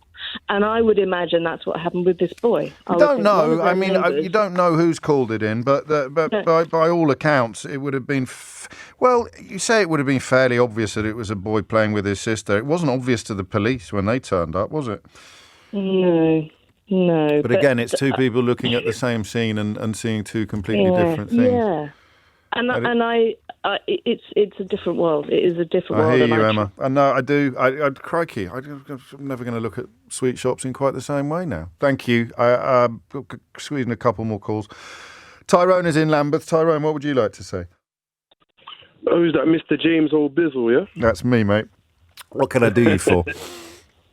Well, basically, I just think that the police, they don't know what they're doing. They don't know at all. And the lady said earlier, as black men, it's like we have to grow up from children. We have to teach our children to understand that they're going to deal with you a funny way. And black police, they're even worse. And the reason I say that is because I suppose I sort of understand it. It's like they feel like they've got something to prove. Because they're in That's an interesting. environment. I mean, that's not. I'm interested in that. It's not pertinent to the conversation that we're having here because we don't know the identity of the officers involved. Ooh. Although clearly the one that the mother is most upset with was not black. He was clearly white. How do you learn that lesson? How do you learn that lesson that you are going to be treated differently from me? You learn it the hard way. I mean, for me, I think the first time I decided I don't like police, I was about 6. Okay. I think they kicked off my front door, and I was with my mum and dad and my little brother who was 3 at the time. They kicked off the door, and they came in and they said that they realised they kicked off the wrong door after I'd already punched the police officer in his balls because he got too close to my mother. How old were you at the time? I was about 7. And they kicked in the wrong front door and piled into your house. Well, I mean, they wouldn't have known that. You put me in a right odd situation now. So they wouldn't have known that it was a black family on the other side of the door when they were kicking it in, would they? So that's not an act of. Listen, I'm not suggesting for a minute that I wouldn't have been utterly traumatised by it and developed a negative view of the police, but it's not evidence of institutional racism. I think the phone line's gone south. It is 11:44. I might squeeze in once more. I'm just going to do a quick idiot's corner. This is from Helen. Surely a 13-year-old boy knows what's happening in the world. So why carry a water pistol? Water pistols are for playing in the garden. Helen, let me introduce you to something called flats. A block of flats, for example. Yeah? See, I don't know whether this lad lives in a flat or lives in a house or lives on a canal boat. But the idea that you only play with water pistols in your garden seems to me, well, that's why you're being put where you're being put. It's 11:44. 11:47 is the time, and you are listening to James O'Brien on LBC. I want to return now to the story that we were alluding to yesterday. It wasn't a central source of our conversation, the explosion at the hospital in Gaza, which prompted an astonishing volley of misinformation and misreporting, not just on social media, of course, but also in established media as well. And while there is still confusion over precisely what happened, the weight of suspicion has shifted. And Joe Biden revealed yesterday that the intelligence sources to which he was party as President of the United States of America lent towards it being more likely that it was a misfiring rocket from within Gaza than any ordnance that had been launched by Israel. But we mentioned yesterday, and I touched on it with a couple of callers and with Robert Fox, the defense journalist, we touched on the question of how it can be solved. A lot of people calling for independent investigation, which is tricky given the difficulties regarding access to Gaza. Robert suggested that in other circumstances, the examination of shrapnel was one of the, if not the only, truly reliable way of establishing what had landed, what had blown up, and therefore where it had come from. But I was following a lot of open source intelligence operatives on social media, and that's where you use. We've spoken to Elliot Higgins, of course, at Bellingcat quite a few times on this program, and they use, by open source, it's stuff that anyone can find if they're so minded to do so, and they use that to undertake a sort of forensic analysis of what's happened. And I wanted to talk to someone who knows that world well. Harry Kemsley is the president of the Janes Group, which is well, they do lots of things at Janes actually, but in this context, it's an open source company providing insights to intelligence agencies and governments around the world. He's also an RAF veteran of 25 years. Harry, thank you for your time. How big a role will open source intelligence have to play, do you think, in establishing exactly what happened in Gaza? I think, James, it might be the only source eventually that will answer this question for us. Clearly, as you've said, in the perfect world, which we clearly don't live in, we would have a forensic analysis of the scene. We would have a look at the collateral damage. We look at the pattern of the weapon's destructive force. We look at the fragments, as you say, and we would have all that as evidence that we'd piece together into a probably conclusive answer to the question that we're all seeking for. In the open source environment, however, we adopt a multifaceted approach. So we're looking at a variety of things. As you've said, the forensic approach is difficult here. So we're looking at bringing together imagery analysis, on the scene, human reports. We're going to look at the blast damage that we can see. We can then match that against expert understanding of how weapons operate. So as you can appreciate, a mortar round, an air-delivered round, a rocket, they all have quite characteristic behaviors. They have quite characteristic destructive force, and those things can be modeled. And so what you're doing with open source is essentially coming up with a series of potential scenarios and trying to eliminate the least likely, the least credible, and then finding additional evidence that would perhaps support the ones that seem more credible. So that's the piecing together of multifaceted expertise and evidence to try and come up with a credible answer. How do you, I mean, this is probably a silly question, but I'm interested in the answer, so I'll ask it anyway. How do you establish the veracity of the images that you're studying?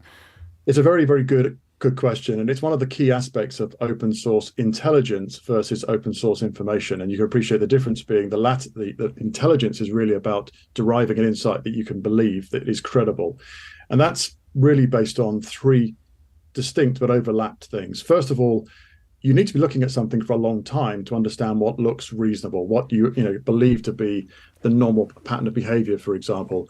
Secondly, you're not going to take a single source. One image, particularly these days with the availability of quite incredible technological capabilities to create images, the so-called deepfakes, for example, or indeed the use of images that have nothing to do with that location. The geolocation of the image can all help you start to isolate what is real versus what is created or being used for certain purposes, maybe propaganda. The third then is the tradecraft, the expertise that you bring to it. So it's not just a matter of looking at an image. It's not just a matter of listening to report. It's about bringing it all together with the expertise and judgment that actually humans are still very much better than machines at doing, and that human curation of all of that information to come up with a credible set of scenarios that can be believed and examined further. That's the way you deal with these concerns about veracity. What will be happening now then? So people will be trying to collate as much footage as they can, and there's not going to be much by way of eyewitness testimony, is there, or is there? Do you speak to people as well as examining imagery? Over a period of time around incidents like this, yes, you generally find that information becomes available as people come to realize that, for example, CCTV cameras in the district, if there were any, may have been recording the way the sound moves around a city that could be recorded by different devices. Oh, wow. The images from overhead. Of course, there'll be a lot of satellites looking at this part of the world right now for all kinds of purposes.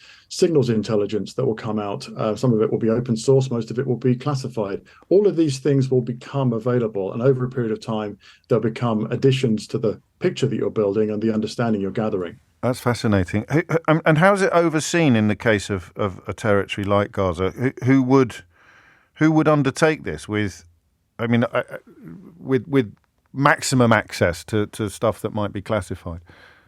Well, the classified source, of course, will be the exquisite capabilities of the governments of the world, many of whom, of course, will be looking very, very closely at the minutiae of all of what's going on right now. And they'll be getting insights that you won't find in open source, obviously.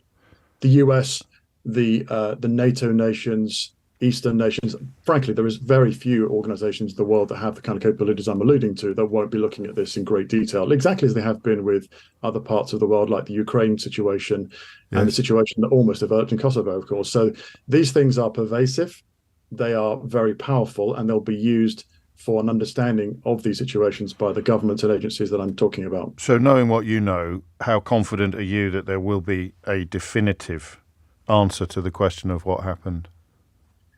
I think the word definitive is an interesting word, because definitive implies a level of certainty that would be evidential. It would be, in a courtroom, you could say that there was a reasonable doubt met, or not met, I should say. That is difficult to say at this stage. Certainly from what we've seen at Jane's, bringing together the imagery, the reports that have come from the ground, the other intelligence that's available through a variety of sources that is open to us. You bring that together with the expertise that we have, particularly around weapon systems that are available to Hamas, how they work, available systems that are available to the Israelis, how they work, and what they characteristically do in terms of the destructive kinetic force. Bring those things together, and we believe we'll have credible scenarios. Whether they're definitive or not, I'm afraid only time will tell. So balance of probabilities then, really. Big balance of I think we're looking at the most likely, the most believable as being the most likely outcome from the work that we're doing right now. And that will be available to us within days of now. We're getting quite close to, we believe, a small set of more credible scenarios. As we look for more evidence, and more evidence, as I've indicated earlier, James, will become available to us because these things just are found. You've preempted my next question, actually, with that. So it shows how good you are at what you do. But I'm interested also in the question of credibility and independence. Regardless of what is concluded by you or by any other organisation, there will, in this case, obviously be countless people who will refuse to accept a conclusion that they don't like, and they will claim conspiracy or they will claim bias. You know that. How do for people who are not conspiracy theory minded, how do you establish trust? How do you establish that this is a trusted source and a credible analysis? Well, I smile when you say conspiracy, because one of the great things about conspiracies is they generally require a level of intelligence and a level of secrecy that just doesn't exist in the human race, in my experience. But moving past that, the reality about the evidence that we bring together is that it's about providing a multifaceted, if you like, triangulated view of what we believe the answer to be. It's then up to the individual, the organizations, the people of the world to look at that evidence and to make their own judgment. If I'm determined not to believe what I'm told, I'm not going to believe it. There's always going to be a better answer, the one I wanted to hear, rather than the one that's in front of me.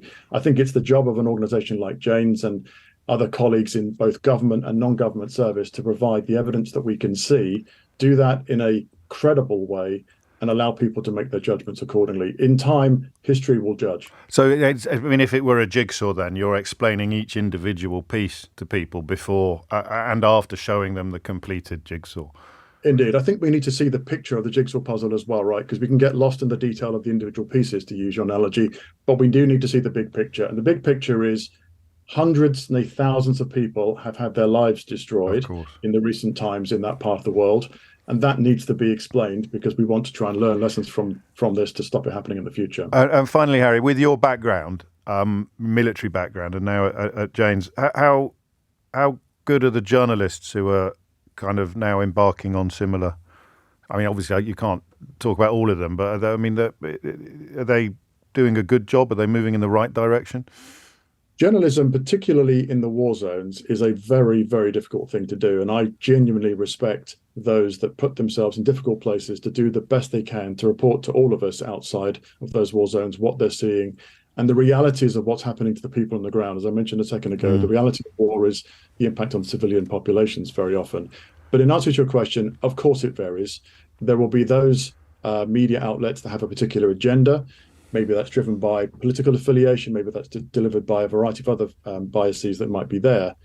What I'm delighted to see is how many journalists are striving to deliver an unbiased, unfettered view of what's actually happening on the ground, particularly in relation to the impact that's happening on the civilians in all parts of this region. Thank you. That was absolutely fascinating, Harry Kemsley.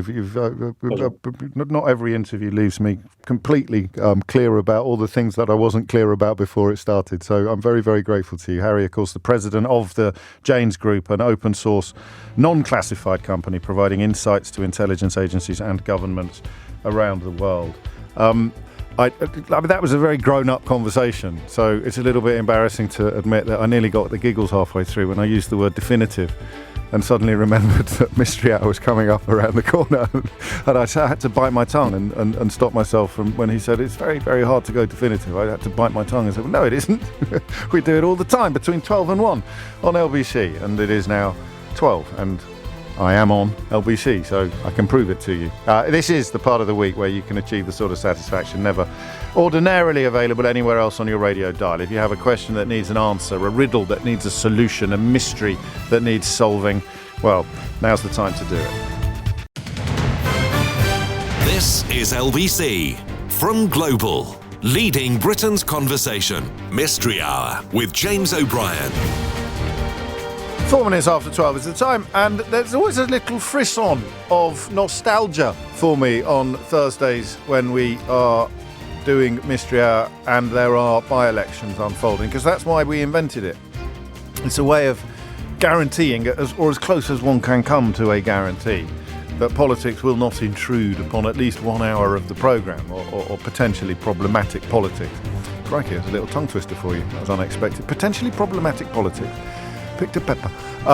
It's Mystery Hour. If you don't know what it is, sit tight. You'll soon work it out. If you do know what it is, then you don't need me to tell you that you're about to have a much more uplifting hour than we've managed elsewhere this week. If you've got a question that needs an answer, give me a call and someone else who knows the answer will ring in with it.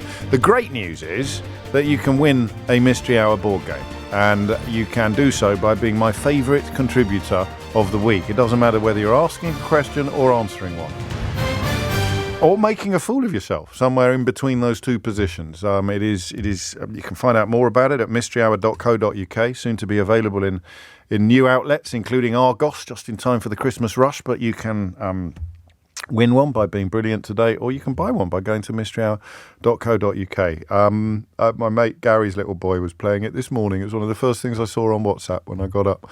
A little picture of William who just laid it all out, although whether or not he had time for a game before school, I do not know. 5 minutes after 12 is the time.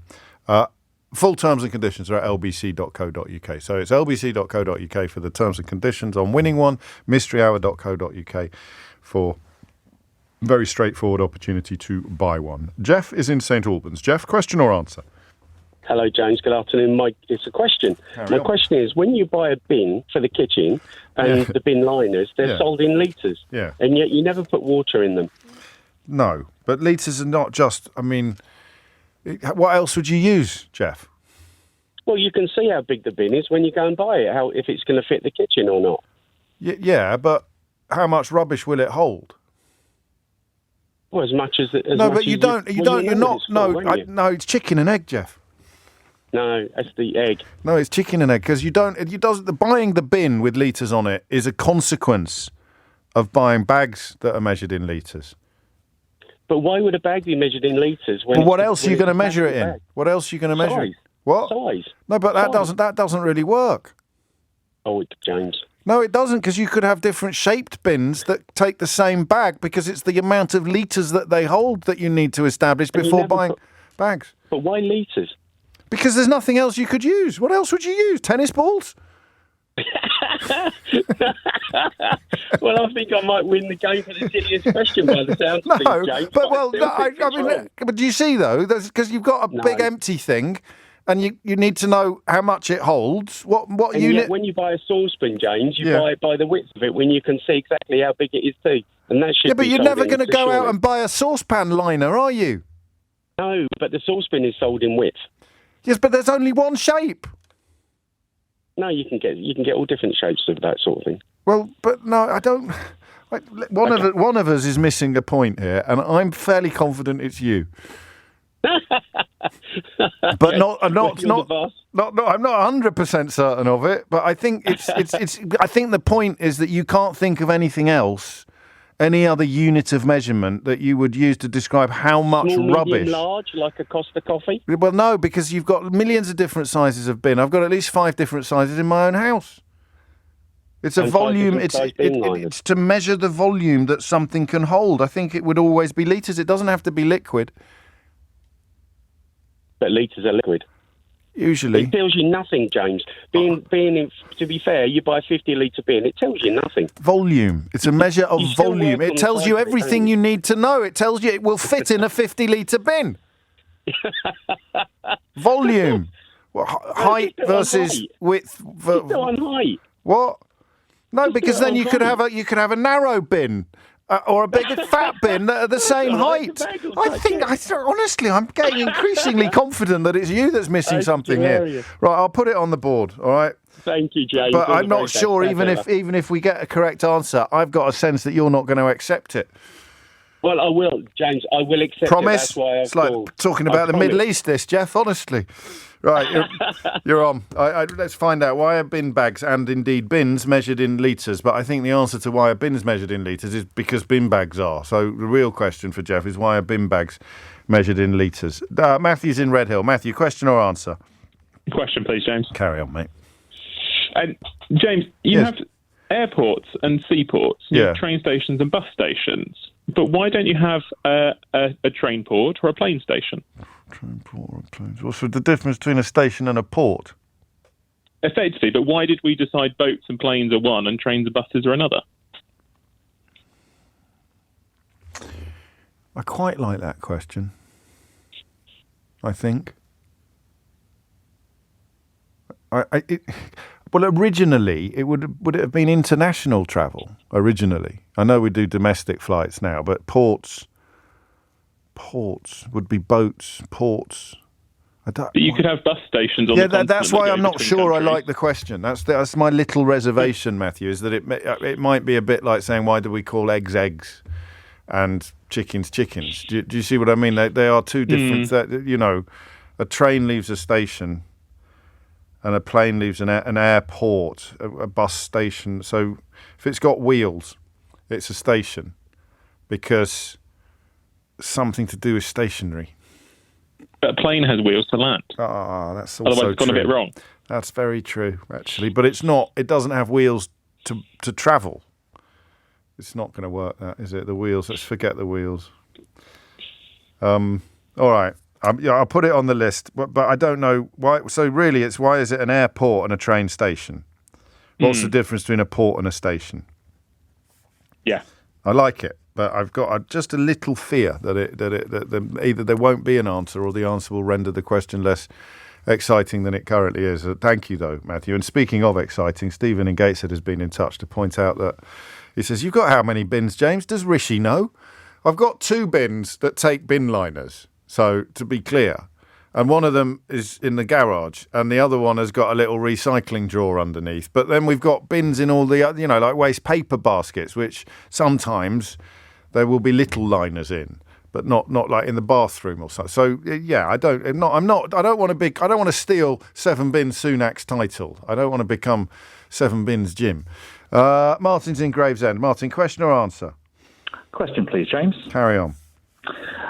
So I've got a cat who's a tabby cat who's got lots of different colours in her hair. Yeah, but when I brush her with a brush, all of the fluff comes out grey as one colour. Why is that? I think it might be the same reason why the fluff in your belly button is blue. Why would that be? Because I wear blue clothes? I don't know. Just trying to think of a parallel. So that you don't. Every hair looks similar, does it? It looks the same. You've got a grey clump when you clean the brush. Yeah, it's all exactly the same when it comes out, but when it's on her coat, it's all obviously a tabby colour. So you would expect to have distinct. So if you go to the hairdressers and you get to my stage of life, you can see on your tunic that you wear, you can see some grey hairs and some normal coloured hairs, can't you? You can see. Exactly. Whereas your cat, it all comes the same. Have you separated any of the hairs, or are you just confining it to clump examination at the moment? In fact, I've had to do it recently because she got a fair few clumps in her fur. So I've sort of been brushing her quite a lot lately, but and having to cut a couple of bits out as well. Right. But when it all comes out, and it's all the same colour. It's all the same. Well, that's an interesting question. I shall find out for you, Martin. Is she all right? She's all right now. She's been declumped. Yeah, she's all fine. She's getting a bit old now, but we've got one of those as well. Do worry about it. Anyway, mind how you go. Why is a tabby cat, which clearly has lots of different coloured fur, when you brush it, all the hair that comes off is grey? I just thought of a possible answer to that, actually, but we shall see. James is in Inverness. James, question or answer? It's a question, James. Carry on. So it's a musical question this morning, and it's about vibrato. Yeah. So in the voice, in the human voice, particularly in singers or in opera singers, there is a vibrato on the voice, and in certain instruments, stringed instruments, particularly, there is vibrato. Now, the musical note doesn't create that noise naturally; it's a straight note if you play the note or you sing the note. So why do we have vibrato on a musical instrument? Where did that come from? What was the purpose of it? Is it just acoustically sound, or that was it? But why wouldn't we have it? Well, it's not a natural sound. If you pull the bow across a cello, for example, it makes a straight note. Yeah. So you have to manufacture the sound. Yeah, but surely just someone discovered it and decided that sounds nice, and then played it to his mates, and they all agreed, and now it's become part of the musical lexicon, as it were. But not all instruments have it, so you can't do it in all instruments. Well, then you don't. I don't quite get the question. I've probably been a bit dense, James. No, it's what's the purpose of vibrato? What's the reason for it? Is it just a nice sound, or where did it come from, or what was it part of a musical discovery or whatever? But it's just, if you look at opera singers, for example, they have a particularly strong vibrato. Other pop singers don't, for example. So they might do. They're just not really required. Some do. Tracy Chapman. Yeah. No, and also, do you remember Jim Diamond? I could have known better. Than to lie to one as beautiful as you. It's from your neck of the woods, isn't he? Yeah, so what's the purpose of it? It sounds nice. I just think it sounds nice. Do you think so? Do you think that's it? Well, I put it on the board, but I want to manage your expectations, James. All right. Because I don't know that it might just be one of those things that just is. Do you know what I mean? There'll be some musical geniuses out there. There might be. So exactly, what is the point of it? Is that what you're asking? What is the point of it? Yeah. What is the point of the vibrato? The vibrato. Okay. All right. You're on. Yeah. I like it. Well, I like it, but I'm just managing your expectations. It's 12:15. Mystery Hour on LBC with James O'Brien. It is 19 minutes after 12 and you are listening to James O'Brien on LBC, where Mystery Hour is underway. Why are bin liners sold with volume? Jeff's in for a bit of a shock, isn't he? I mean, rucksacks. I was thinking, some of you have pointed out that it was Nicholas who said I've often wondered that about rucksacks and also garden centres. You buy compost and things like that in litres, don't you? So I think we know the answer, but I'm not sure Jeff's going to accept it. Why do trains have stations, but aeroplanes have ports, and aeroplanes and boats have ports? Why does Martin's cat only shed grey hairs? Or at least, why does it appear that all the hairs are grey, despite the fact that the cat is a tabby? And what's the point of a vibrato? I can't do that without sort of tapping my throat like that. I can't do it normally. No, I can't. I have to. So that just looks ridiculous. I could never be an opera singer because I'd have to sort of fiddle with my throat like that. So anyway, what's it all about, vibrato? Ian's in Warwick. Ian, question or answer? Answer. Carry on. Airports. Yes. Airports are basically airfields that have full-time customs facilities that maybe were migrated from the early years of seaports, where customs officers were at hand all the time, basically. And when airports came to be, or airfields came to have customs facilities, the customs officers would have migrated from the ones who were originally at seaports to airports. So ports have customs facilities, traditionally? Yes. And that is why they're called ports? Correct. And stations generally don't, even though they might do now? Yes, that's perfectly true, yeah. I like it. So is it anything... So passports, that's where the chicken and egg element comes into it. What came first, the port or the passport? Good question. It is, isn't it? Brilliant. But I think you've answered Matthew's question in that it was to do with international travel effectively, but specifically the need for customs to check that there was no smuggling going on or inappropriate ingress into countries. Yeah. You can also have aerodromes that have customs facilities on a temporary basis. Aerodromes, of course. Yes, where they're called in. And you can identify those. You'll find it, all their air traffic control towers. Yes. If it's a place where people keep their planes and have little, go for jollies and then fly back again, that's an aerodrome. No, that might be an airfield. Or an airfield, but not an airport. No. Because it doesn't have customs. Well, what a great answer. Yeah. Qualifications? What are your qualifications, Ian? Ex-private pilot's licence and ex-Air Force. Well, there you go. That's fantastic. That's two ex-Air Force today. We had you and we had the bloke from Jane's as well. Round of applause for Ian. Waiting for the book as well. Say again? I'm keen to see your book when it arrives. Oh, well, that's very kind of you, Ian. It's phone line. I just got through the dodgy phone line on that. November the 2nd is the date for the new book, it's a week today. It's a week today. Oh, my days. How exciting. Thank you, Ian, for reminding me. God, you think I've been plugging it mercilessly previously. You wait until what's going to start now. 2 weeks today. 2 weeks today. 2 weeks today. Do you know why I thought it was a week today? Because I'm on holiday next week. I'm off next week. I've just somehow in my mind I've removed that week from professional existence. That's ridiculous. Jay's in Croydon. Jay, question or answer? Answer. Carry on. Go on. Okay, so to the bins, litres question. Yes. The reason why is because litres, as far as I'm aware, is an SI unit. Right. So 1 litre at atmospheric sea level will occupy the same volume no matter where it is. Yeah. You can't compress water. Simply, that's why hydraulics work. I think you're right, and I think your answer is relevant. But I think that Jeff is... I think he's in a slightly different universe from you and me, Jay. Because it's not because you and me, we're sort of explaining to him what litres are. Yeah. And why it's a helpful unit of measurement. Yeah. That's not confined to water. No, that's it. But he wants to know, why are bins measured it? Why bins, though? They just are.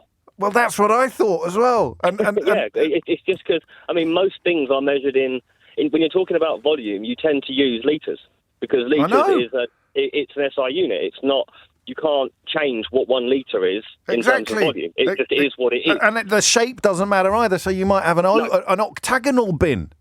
Exactly. Or you might have a very long and narrow bin, but the amount that it will hold is what you need to know, not how tall it is or how fat it is or anything like that. That's it. That's exactly it. So if you've got 1 metre by 1 metre by 1 metre of water, you've got 1 tonne of water. Yeah. Exactly 1 tonne. Whereas if you had a tonne of bricks is going to be a lot less volume than a tonne of feathers. So, guys, volume, yes, a lot less volume than a tonne of feathers. So there, I mean, it's actually, the more you think about it, the more bloody obvious it becomes, doesn't it? Yeah.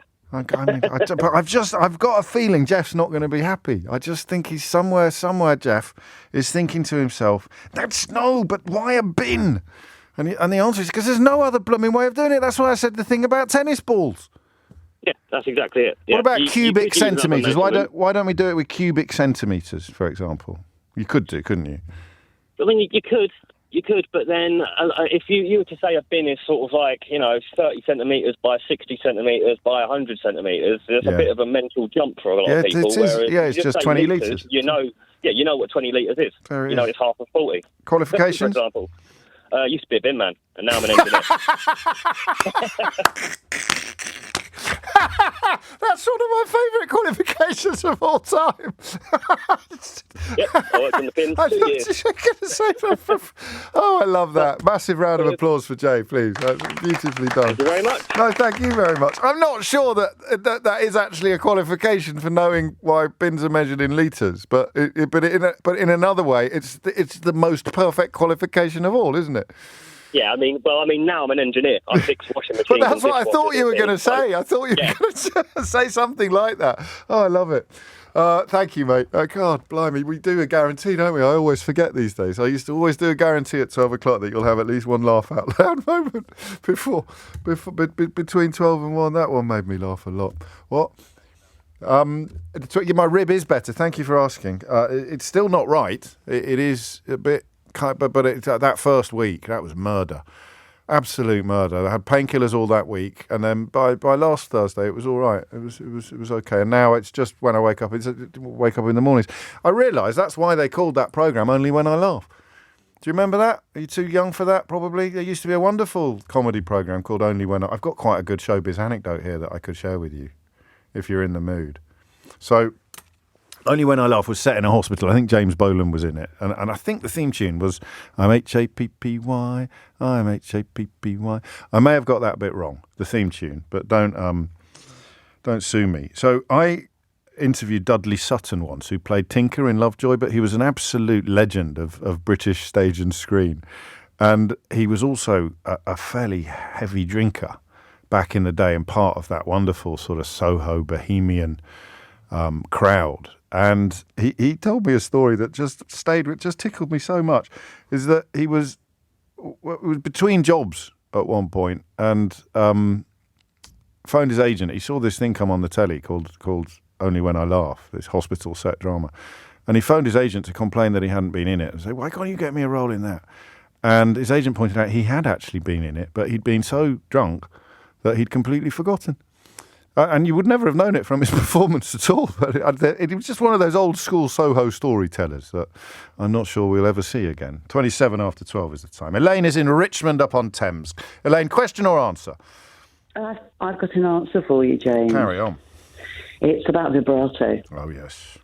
It's about vibrato because I am a singer, jazz singer, was a West End performer, and I run a singing organisation, and it's a question that's asked a lot. Is it? So I was wrong to tease James about the ridiculousness of his question then, really? I have people in my courses all the time saying, why is my voice not like hers? Why does she have that lovely wave in her voice and I don't have it? Yes. There is a way of teaching it.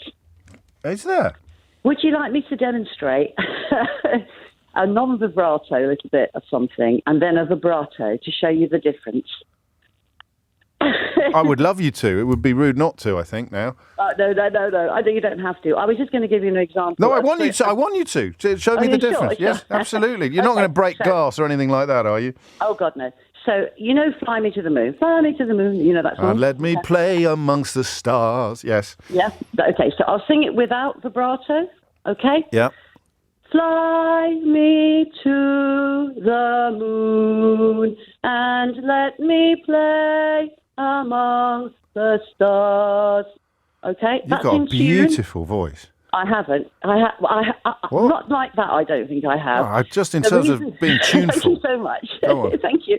So that was to demonstrate it was in tune and it was the melody of the song, but it has no wave in the voice. Yes. The wave in the voice is something both in instruments and in the voice that seduces people and they like it more.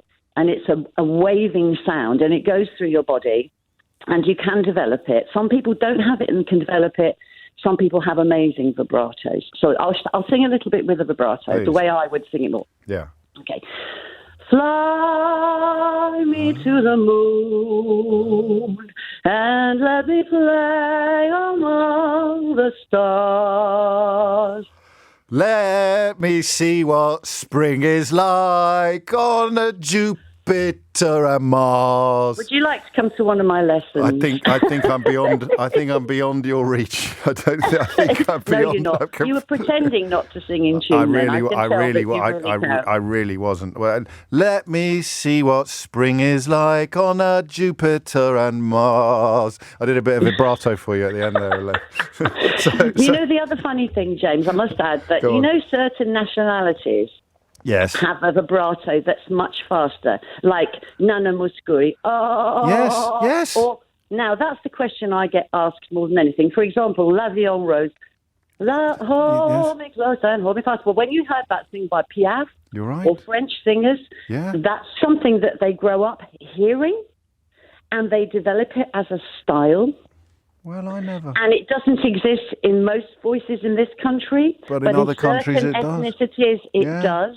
And it's sort of cultural and learned. And so the answer is that it is easy on the ear. The answer is that it's nicer to listen to. People generally think so, but there are exceptions. For example, Sting has no vibrato. Yeah. Message in a bottle. He has no vibrato, but people love his voice. I love his voice. I love his voice. So I would say you can grow it. It's oscillating your vocal folds, and I can make it bigger and smaller. Pardon? And it's a wave of your vocal folds. Yes. But you generally grow up with some vibrato. And that's the voice question answered. But the instrument question is just the same. It's just been discovered that manipulation of the strings or something in most audience members or most listeners or with most pieces of music, it creates simply a more pleasurable listening experience. Yes, and it evokes the flow and the wave in it evokes something primeval in you, really I believe. Does. Yeah, I wonder why that is. And my bass player in my jazz trio plays with a bow. And he plays both a traditional big bass, but he plays with a bow. And he waves his finger across to make it absolutely wavy. And people just go, ooh, in the audience. It's emotion, isn't it? Yeah, it gives people shivers, yeah. Oh, that's glorious. Have you got any gigs coming up that you'd like to mention? Oh, yeah, please. Carry on. Okay, the Bull's Head Jazz Club in Barnes, which is one of the oldest jazz clubs in Britain. I know it well. It's next to the Chippy. Yeah, next to the Chippy. We're called Jazzish, and we're there on the 28th. We're a jazz trio, piano, bass, and vocals, and we sing all styles and genres, and we bring them towards a jazzish feel. It's the 28th, coming up, not this Saturday, the Saturday after at 8 o'clock. Come and see us. There you go. Thank you for that. No, thank you, and I can offer you a round of applause as well. Oh, how lovely. No, you're very welcome. That was amazing. 12:32 is the time. Amelia Cox has your headlines. Mystery Hour with James O'Brien. This is LBC. It is 12:36 and you are listening to LBC with James O'Binliners, where Mystery Hour is underway. We've done the volume question, we've done the voice question, with just the cat fur question, we've done the port question. Why does Martin's cat shed, when he brushes a tabby cat, a multicoloured cat, all the fur that comes off the cat is grey? It means we've got room for more questions. You've mixed it up a bit today, haven't you? You're putting the answers on earlier, trying to sort of, I like it. David's in Leamington Spa. David, question or answer? Oh, hello, James. It's a question. Carry on. It's to do with eyes. Yes. Why, as humans, are the whites of our eyes visible, or always visible? Didn't this come up quite... Well, you obviously didn't hear it because you wouldn't have... Didn't we do this quite recently? Did we? I know you don't. That long, so you could be right. I know. I thought, did we not do the whites of their eyes like in the last 6 weeks or something? Is it only humans, only mammals, only humans have whites of their eyes on show? No, everyone's looking at me blankly. I think I may have just had one of those weird déjà vu moments, David. That never happened. So, yes, how many animals have you checked?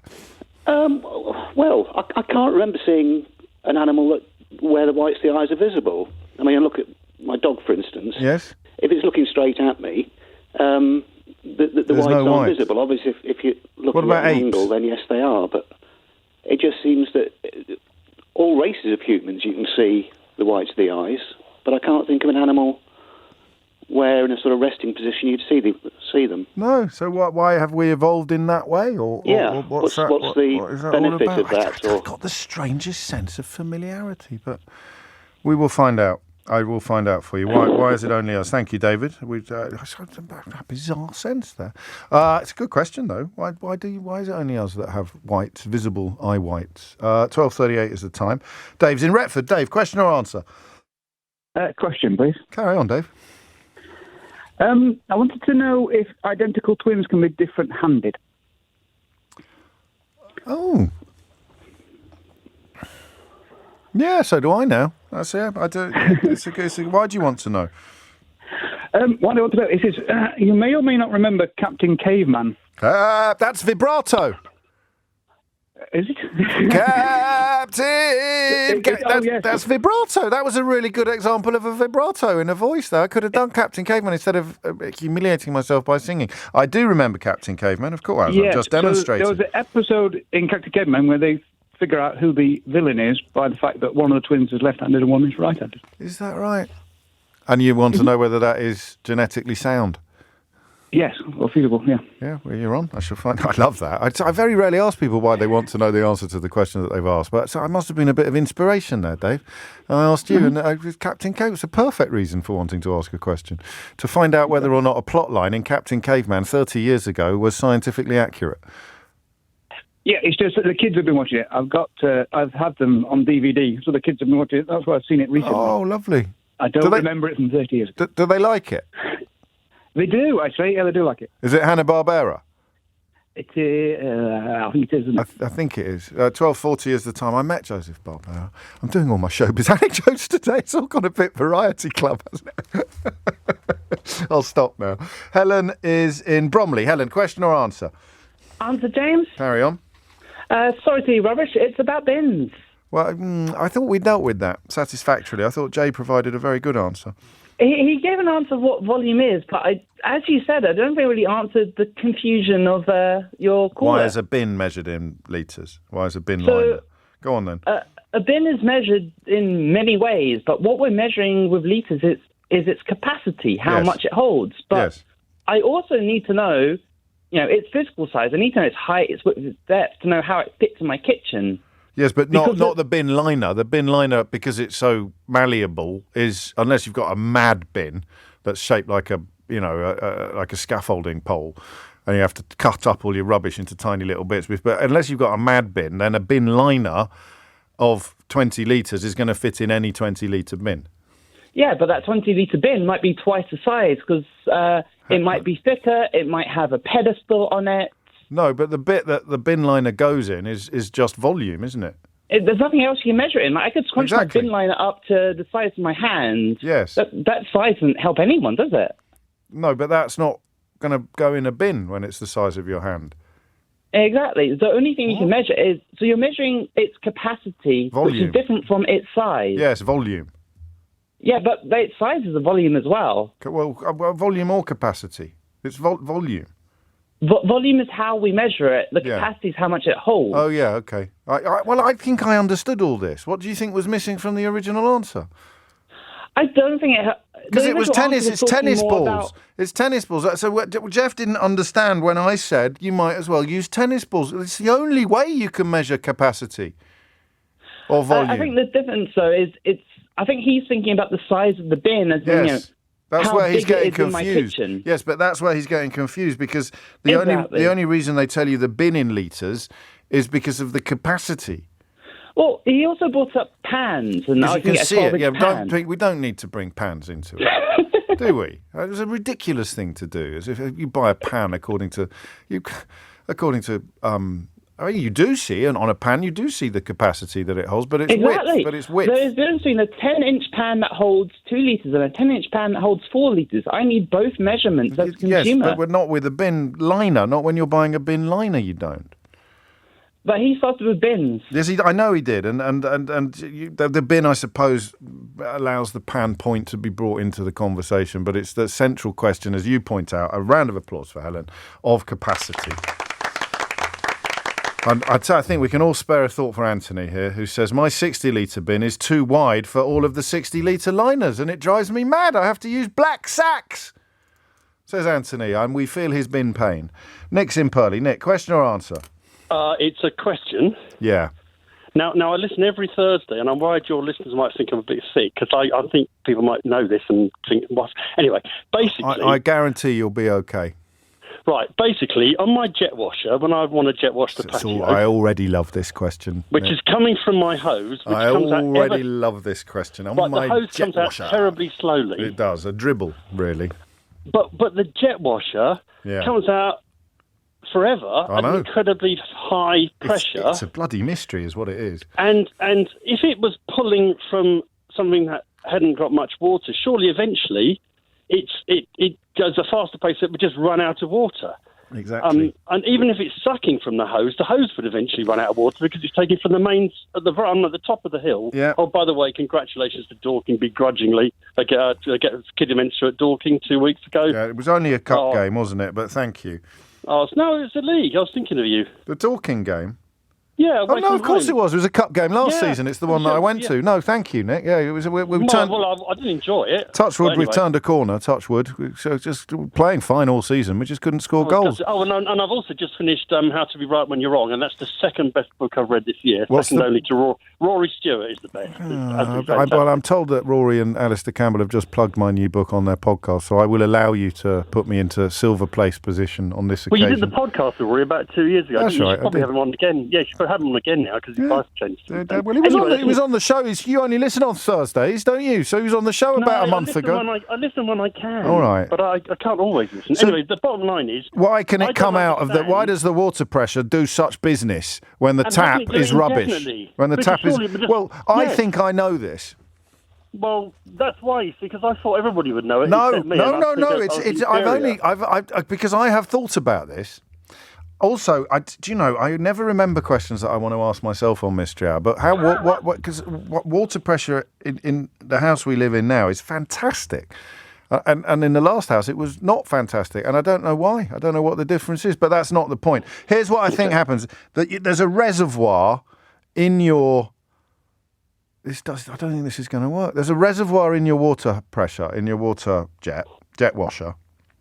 Yeah, but that's great. But so it fills up, and the pressure goes backwards into the tap. Are you saying it pulls from the water? That's where it all falls apart, Nick. Because that would it makes no sense. Do you know what I think it is? No. Magic. That's not a legitimate answer, because my brother played your game last Christmas and they all had a row because they didn't accept the answer. Fantastic. Well, some of them didn't, some of them didn't. Well, I'll tell you what, give me a ring if you want me to adjudicate next Christmas. I'll give you my private mobile number. I'll give you my mobile number. I don't want any family breakdowns over the Mystery Hour board game. No, we just sulked. It was fine. Not this Christmas. I will find out for you. So Okay, I mean, just to make sure everyone understands the question, if they haven't got a jet washer, you turn on your tap, and the water is coming out at a very unimpressive rate. The pressure is not great. It wouldn't knock the skin off a rice pudding. And then you plug in the hose to the tap and the other end of the hose to the jet washer, and you turn it on, so there's electricity there as well. That's probably relevant, isn't it? And I'm sure it gives it power, but you've still got to take the water. But how? From somewhere. Yeah, exactly. So, but then you turn it on and you pull the trigger, and it comes out like... well, you know, like nobody's business. It wouldn't just knock the skin off a rice pudding. It would knock the whole bowl about 4 gardens down. Well, it can injure your leg, especially when you forget it's a jet washer. Be very careful. You can't Yeah. mess about with jet washers, Nick. No. I've gone down to the bone once. You've got the scars to show it. You went down to the bone? Yeah. Blimey. Well, I was just cleaning because my leg was dirty. And so I cleaned it, and I forgot thinking it was just a hose, and it wasn't very nice. I won't talk about it. No, I don't want to talk about that anymore either. I just crossed my legs for some reason. I'll find out for you, Nick. Great question. Mystery Hour on LBC with James O'Brien.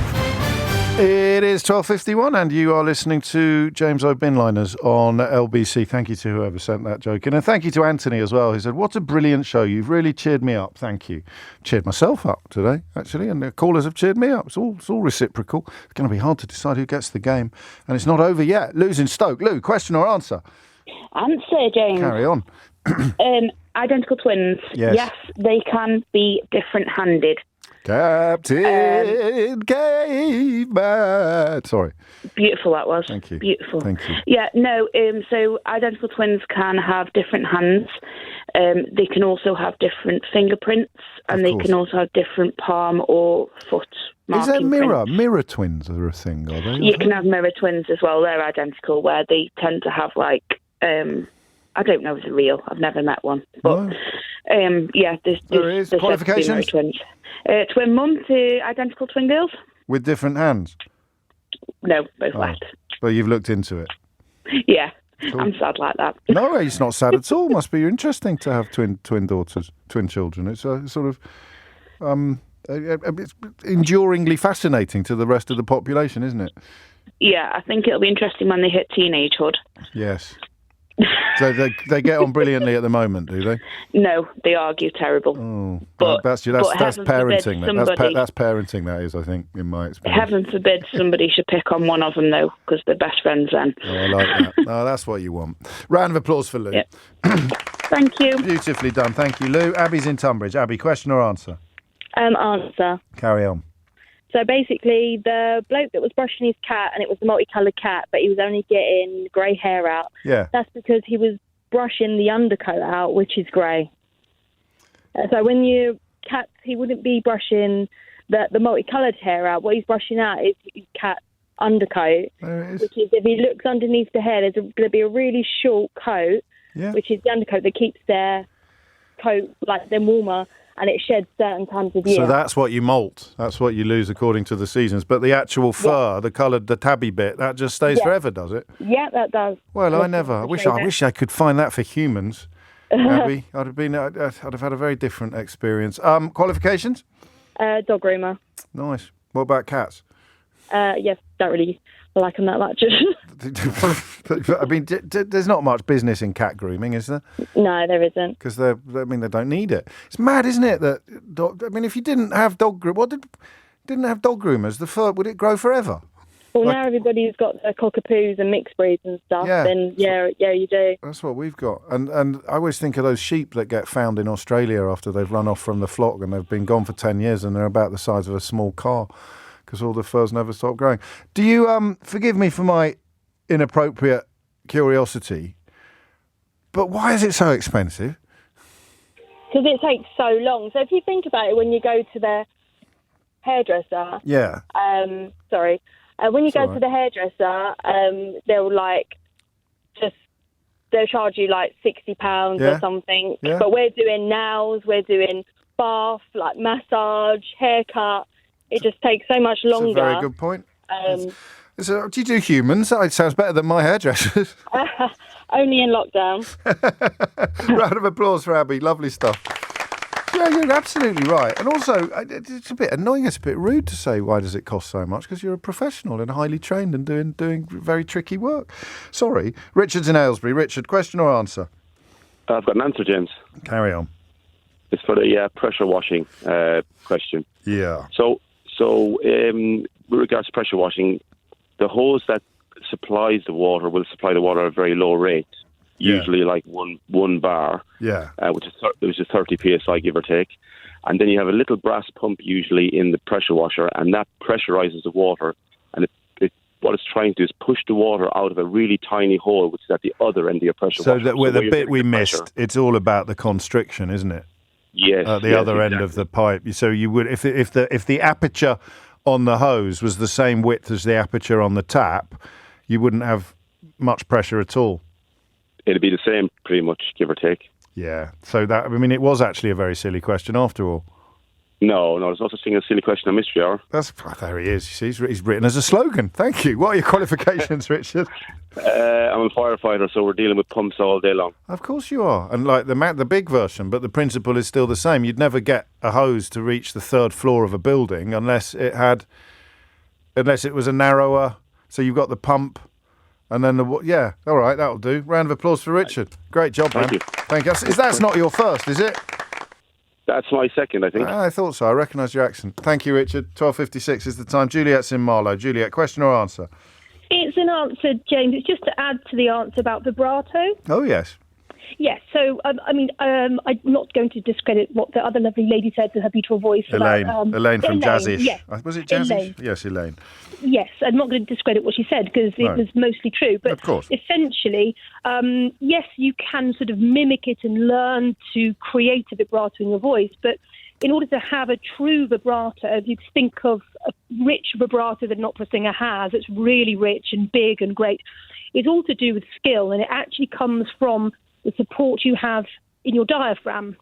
So to sing properly, you have to have your support, your breath work comes from your diaphragm.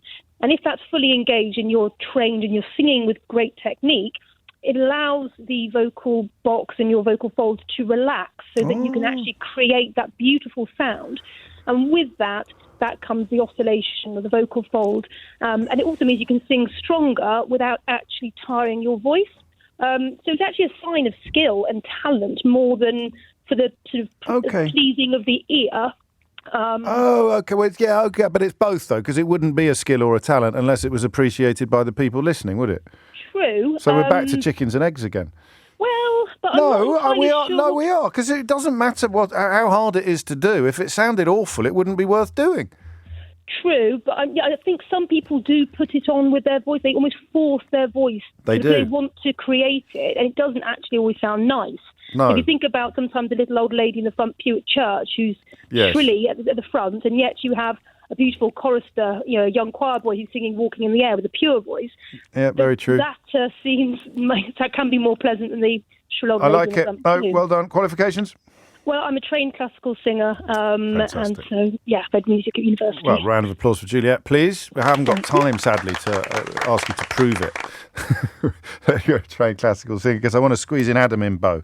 Adam, question or answer? It's an answer, James. It's a contribution to an answer, actually, because someone's answered it already. But I just thought I would contribute to the twin question. I'm a mirror image twin, so I'm left-handed. My brother's right-handed. Wow. I'm left-footed. My brother's right-footed, and we've got asymmetries on the face, which are reproduced when you look at us on both sides. It's pretty definitive, isn't it? What qualifications? I'm literally the answer to the I am question. One. Also, I played football for Waterbeach Colts SC with my left foot. You might know them. Around that time, I was raised in Land Beach. Oh, God, yes, of course, down there. Wow. I'm out of time. I give you a round of applause, but you have to share it with your brother. It's only fair. Oh man, it's tough, very, very tough this week. I'm going to give it to Jay.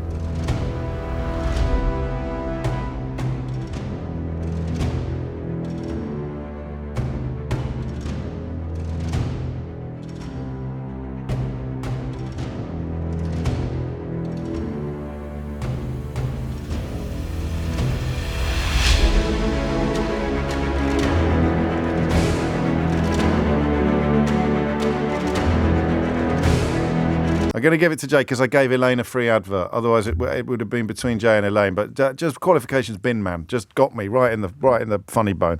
If you missed any of today's show, you can listen back on Catch Up on Global Player, where you can also pause and rewind live radio. You'll also find all of LBC's shows to catch up on, as well as all the best video clips from LBC and other global stations. Pause and rewind live radio on Global Player. where you're always in control. You're always in control. Download for free from your app store or head to globalplayer.com. Tom Sawbrick will be with you at 4, but now on LBC, it's time for Sheila Fogarty. See, it's time for Sheila Fogarty. See, it's time for Sheila Fogarty. See, it's time for Sheila Fogarty. See, it's time for Sheila Fogarty. See, it's time for Sheila Fogarty. See, it's time for Sheila Fogarty. See, it's time for Sheila Fogarty. See, it's time for Sheila Fogarty. See, it's time for Sheila Fogarty. See, it's time for Sheila Fogarty. See, it's time for Sheila Fogarty. See, it's time for Sheila Fogarty. See, it's time for Sheila